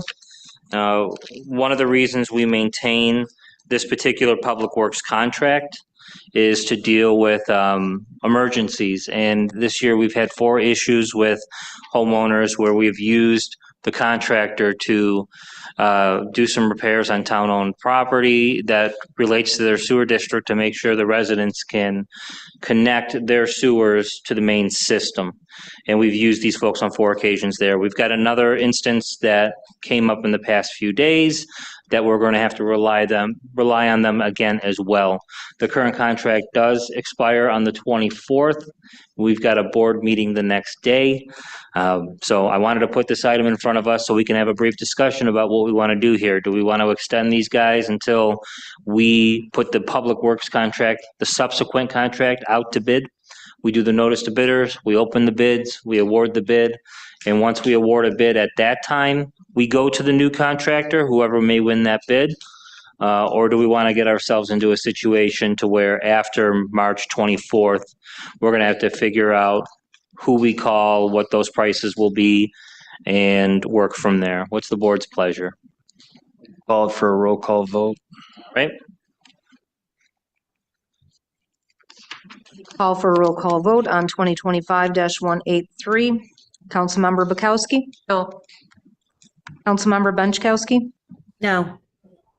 Councilmember Jazinski? Councilmember Pilarski? Yes. Councilmember Thompson? No. Supervisor Nowak? Yes. Item is defeated, 2-4. That is the end of our resolution items for tonight. Communications received by the town clerk's office include departmental communications, minutes from the Environmental Advisory Committee of January 29th, 2025, minutes from the Veterans Affairs Committee, February 5th, 2025, minutes from Conservation Advisory Council of February 12th, 2025, minutes from Traffic Safety Commission, February 18th, 2025, and minutes from the Environmental Advisory Committee, February 26th, 2025. General communications include 1 summons and complaint and 6 notices of claim. All right, with that, our next order of business is public comment.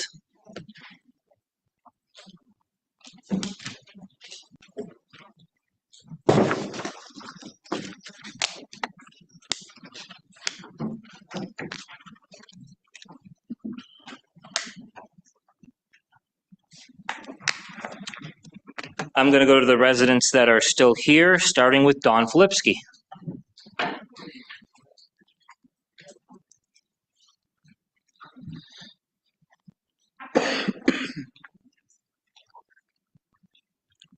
One quick thing, a lady who was here today said she lost her keys. So if somebody should find a set of keys, you can ask me, I know who she is.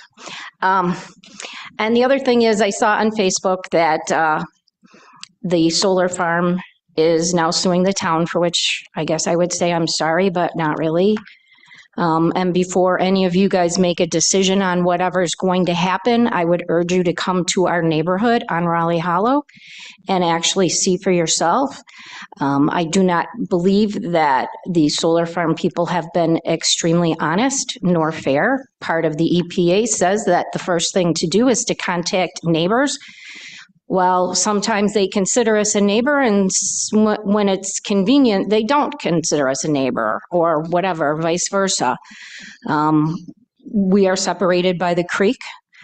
There are plenty of trees dying along the creek banks, which I could, probably call the town, because some of that is their land, and they would have to come and take them all down. And once all those dead trees are down on both sides of the creek, we are going to see that. When they tell you about the glare study that they did, I didn't see one place on Raleigh Hollow that was listed. I saw places on Indian. I saw places on Como Park, which is past our house. I saw places in heading towards Mr. Pilarski's house. I don't remember the name of the street. Broadway?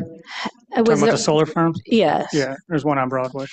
Not that one. They were doing glare studies, and there was glare studies done from somewhere in the vicinity towards your neighborhood, which is well far from where we are. And as far as the BFI place or whatever it's called itself, I don't know have we ever seen any studies on the water quality that's there anymore? Any studies from the gas? So I think there's a lot to consider before anything happens, and I urge you all to come to my house. We'll walk down the street. You can see everything that's really going on. I just don't feel that that was done properly. Thank you. Thank you, Dawn. Joe has left us Lisa Sekatersky. All set? Okay. Dan Collender.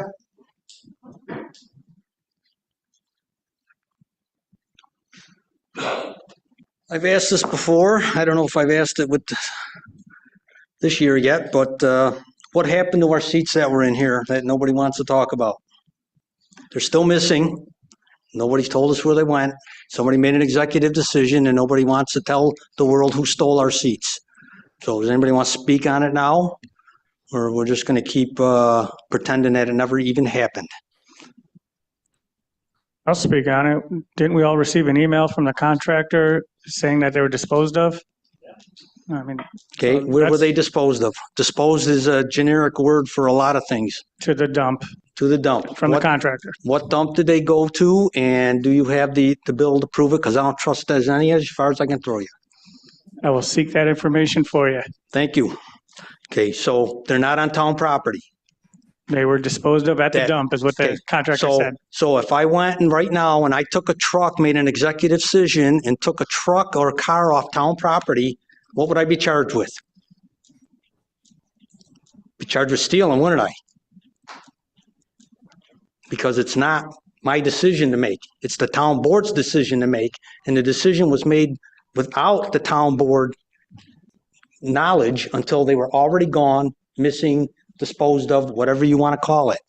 Okay. So you see where I'm getting at? Somebody stole the seats from here. They didn't have your permission to take them. Okay. You can't go and take the car, bring it back and say, oh, by the way, I took your car. Is that okay? No, that don't work. That's theft. You could be charged with theft. The next thing, the executive session you did today. Please don't do them at the beginning and let all us taxpayers and people sit here and go, why are we sitting here? Because someone else who gets paid more than we do is taking privilege over us. You know, you treat us like second-class citizens when you do that. Our time is just as valuable as anybody else's. Time is money. The next thing, and this is going to apply, probably Mr. Kraus will probably have to answer this.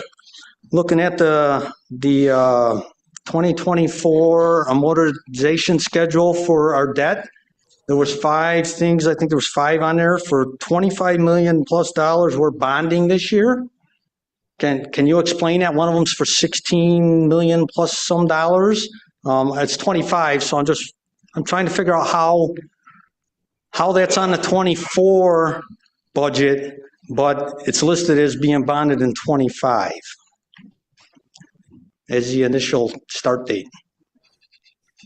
I'm not. It's page 8 or 9. Okay, I don't have it with me. I'm sorry.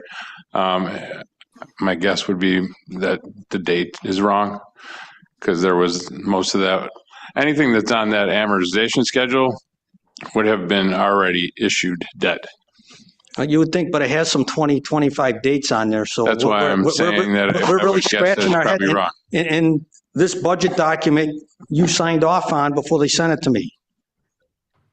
Correct. Okay, so I'm not perfect all the time. I understand that, but that's $25 million, pretty big mistake to make for those of us who, we don't know a lot about it, but we know enough to be dangerous. It's not going to be, that's not 2025 planned debt. So that okay. my belief would be 2024's planned debt? It's 2024's actual debt. Okay. We issued bonds last year in 2024, correct? Okay, so I can add all those numbers to the other 2024 numbers that are on that sheet. So the amount of money you borrowed last year, bonded last year, is more than 25 million. Correct. Okay. You guys getting the picture now? And we had roughly $50 million worth of debt already. The largest portion of that was related to the lighting project. Yes. Right. Okay. So everybody's understanding. And to go along with that, how much is falling off next year? About 600,000. Okay. That's all you're going to lose in debt, 600,000 next year. And the year after, I think that was about 300,000, or maybe it's vice versa.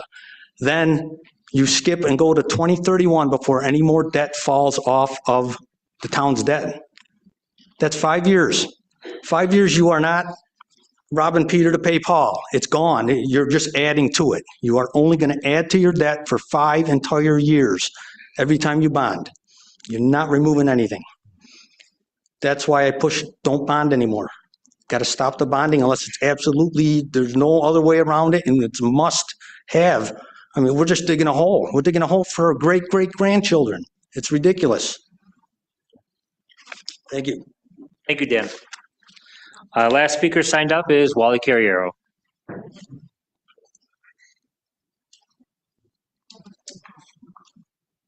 Good evening, Wally Carriero, 948 Dick Road. I sent all you guys an email in regards to the fact that we have homeless people staying at our hotels again. Just bringing it up as a point of knowledge. It was reported to me we're having issues with false fire alarms. We're having issues with police calls. We're having issues over there with domestic violence. Here we go again, right? They are playing the shell game. They're moving them around every couple of weeks, so we can't find them, and that's okay. It's whack-a-mole. That's not really what I came up here for.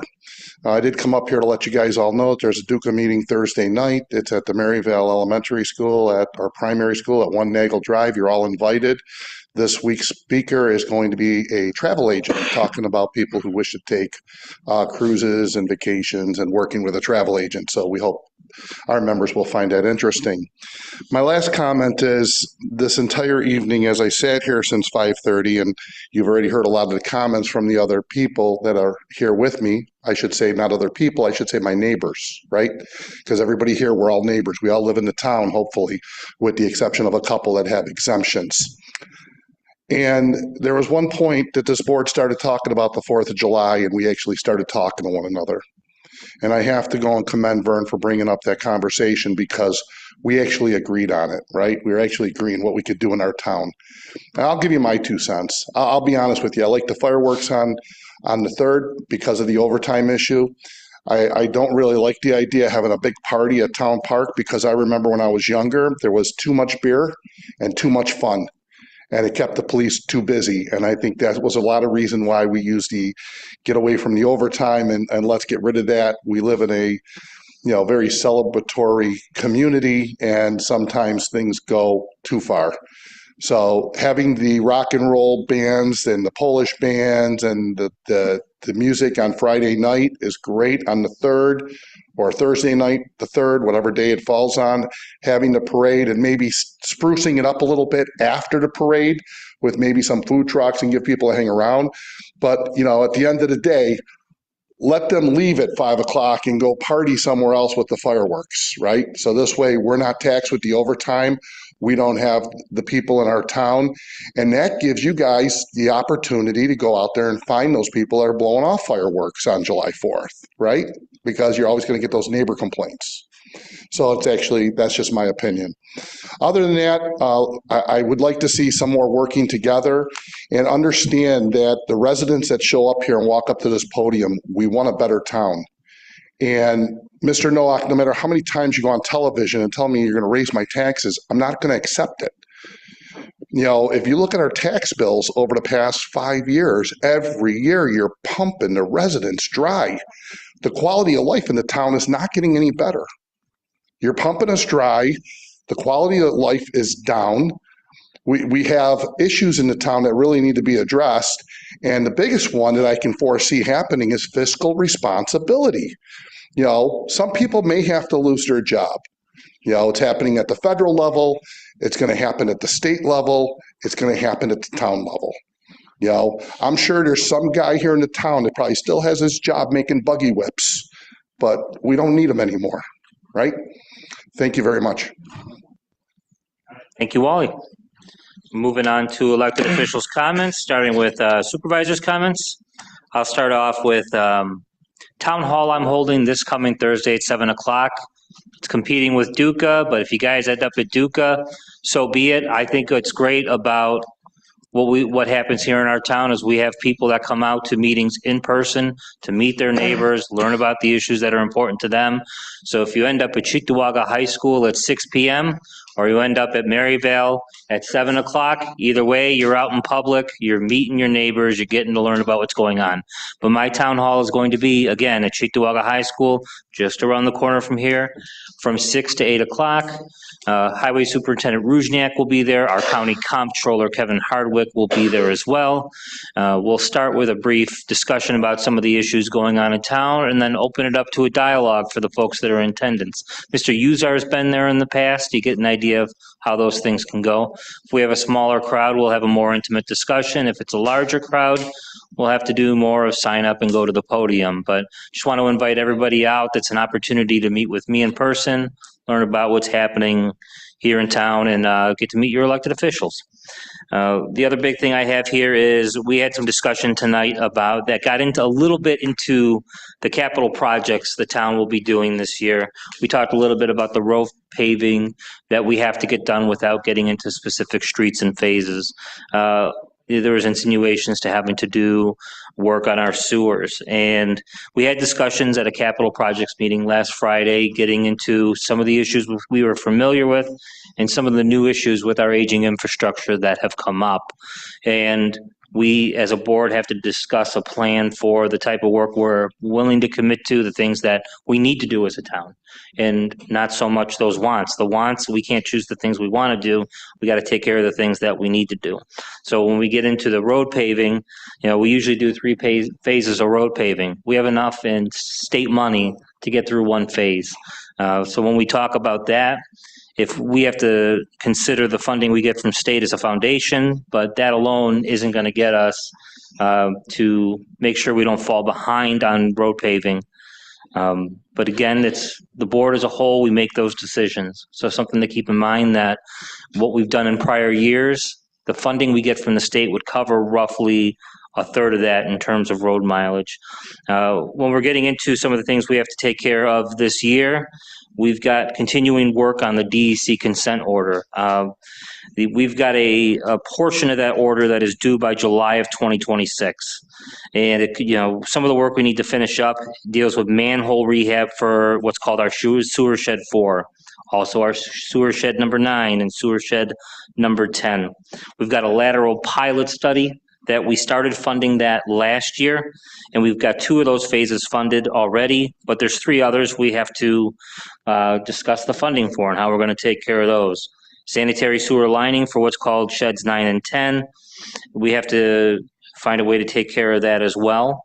And I think we could find some money with our existing appropriations and bonding approvals and things like that to take care of that piece. We've also got needs on the storm drainage and highway improvement side. There's work off of Harlem Road that services several hundred homes, maybe more than that, where we're going to have to talk about finding the resources to take care of that sooner rather than later.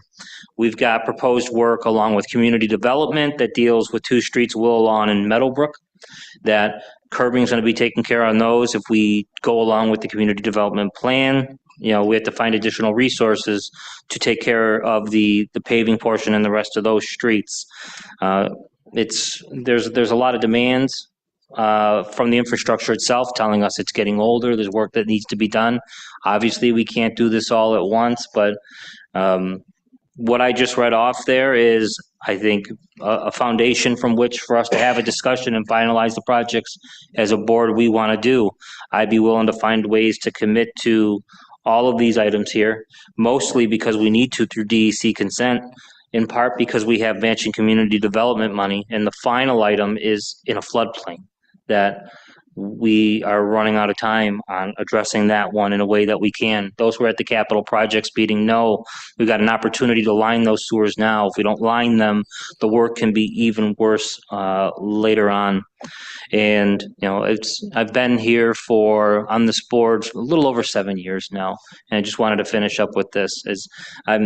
Sadly, I'm getting used to some of the insults that get thrown from Mr. Jasinski towards me, and that's just going to be the way it's going to be. It's on each of us to decide how we want to behave up here, and I'm just going to do my best not to feed that. So that's all I got to say. Council members. Mr. Pilarski? On March 20th, I'm hosting a youth sports committee meeting right here in the council chambers, and it's open to anyone who is a parent of a child playing sports. It's open to coaches, league directors. Invites have been put out to all the leagues in the Cheektowaga area. And the whole purpose of it is it's stemming from last year when we visited. There were some issues with some of our local leagues not having access to our town parks and facilities. And then come budget time, we did not budget for youth and aid for some of these leagues. So as times come, more and more, there's more cuts and less resources out there. So my goal is to educate, equip, and empower these leagues by sharing my resources that I have, whether it's different grants out there that are private or public, different foundations that support youth sports. We're not just talking youth sports in regards to X's and O's. I mean, we can get creative with youth sports, with mentoring, with character development, skill building, all that stuff. So we just got to think outside of the box, and I'm hoping to share what I know about it and share my resources, whether it's grant websites or different foundations like the Ralph Wilson Foundation, Community Foundation, Major League Baseball, NFL flag, all that stuff. So if you're able to attend, that is March 20th at 6 p.m. and it's open to anybody tied to youth sports. You do not have to be a coach. You do not have to be a league administrator. You could just be a parent of a child, and I'm hoping to help and share that. And then we can bounce ideas off each other because maybe one league knows something that, another league may not know, and we can share resources possibly. But it's just the first meeting of, we're looking to hold it quarterly. So March 20th, 6 p.m. Hope to see you there.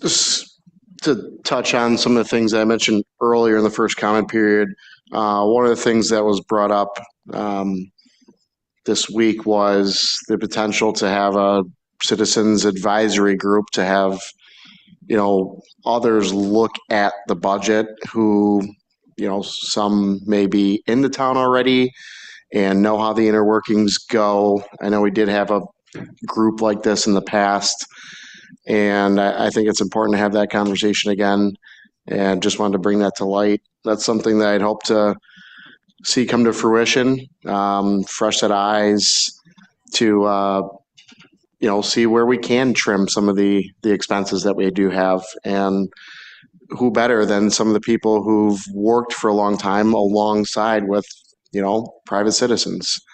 That being said, we on the financials, we do have a few applications for a comptroller, and we should have those applicants in for interviews sometime in the next week, I would hope.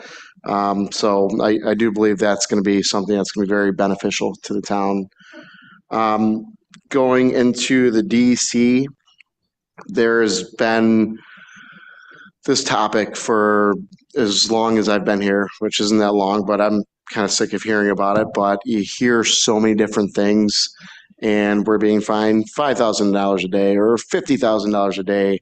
What are we being mandated for? And if we are the municipality who says we're the poster child and say, you guys are leading the pack with, you're the example for all that you've done, why are we being threatened if we're not complying and when we've done so much? That's what I can't wrap my head around. So, we're going to try and narrow down some answers and, speak with the DEC directly to see, what is factual? Where are we at with this? Are we done? Are we really being fined $50,000 a day? I mean, there's just many questions. I'm sorry to interrupt you. We're currently not. Currently not what? Being fined $50,000 a day. Okay. My point to that was I've heard personally many different numbers. And how do you determine what's true? Unless you go right to the source. So that's just where, some of our caucus at least have been looking at, and, you just want to go right to the source and see, okay, where are we at with this? Let's try and get some answers from the source to see, we've spent, tens of millions of dollars on this, and it's going to, on paper, as of right now, be a huge crippling burden to everybody, the residents, taxpayers, the employees, everybody, for years to come. So I just think that's an important thing to really focus on, and at least, we will be for the foreseeable near future. So, thank you. Kowski, would you like to? All right, Councilmember Jazinski? Yeah, I would just like to say, yeah, I'd be willing to stop the insults the minute you stop the insults. I mean, you were just the other day insulting my committee on Facebook and Twitter and all that, but just do as I say, not as I do. You know, that's the thing. It's a double standard for you. So here's what I'm willing to do. I'm willing to be a team player with you, and I'll extend the olive branch and be a team player with you. So what I would like to know is, what is your schedule for the next several days so yourself and I can meet and talk about the things that you're discussing on the TV, the news media, because it seems like you're getting an awful lot of media coverage, but you're not getting the actual work done for the people at Cheektowaga. So let's do this. Let's get off TV. Let's roll up our sleeves like we always say we do. I'll extend the olive branch. I'll be a team player with you. I'd be more than willing to volunteer my time to help you decide where we need to make these cuts, because you stated, you know, we're either going to have to make cuts or we're going to have to raise taxes. Well, I'd rather make cuts than raise taxes, because as a taxpayer in this town, I can already tell you that my house is already overassessed. So what I'd like to know is what your schedule is tomorrow, because I'd like to meet with you in your office and come up with a comprehensive plan to talk about how we're going to make these cuts. I'm on board with that. Let's start the conversations as you said. So what time tomorrow is good for you? I'll give you a call, Mike. Thanks. Yeah, of course you will. And I have, and you haven't returned the calls. But You just didn't stop the insults, stop the double standards. You want it to stop, it leads to you. Okay? So bottom line is, Mr. Nowak, you just told the people of Cheektowaga that you're not willing to work together to try to figure out our crisis. You just want to add to it. More public housing, more foreclosures, because your budget is a crash course. It's going to look like that plane that landed in Toronto. It's going to flip over on its side. And guess what? You're going to have your wishes. It's going to be the city of Buffalo here. It's going to be overrun. It's going to be worn down because the taxpayers can't take it. So let me ask you this. What is your opposition to working across the aisle, to working with one of the town board members in order to try to get something accomplished instead of going on TV? I work with all the board members, and this is your comment time. So I beg to differ. I'm extending this. I'm giving you the opportunity in front of the people of Cheektowaga. Are you willing to work with me? It's either yes or no.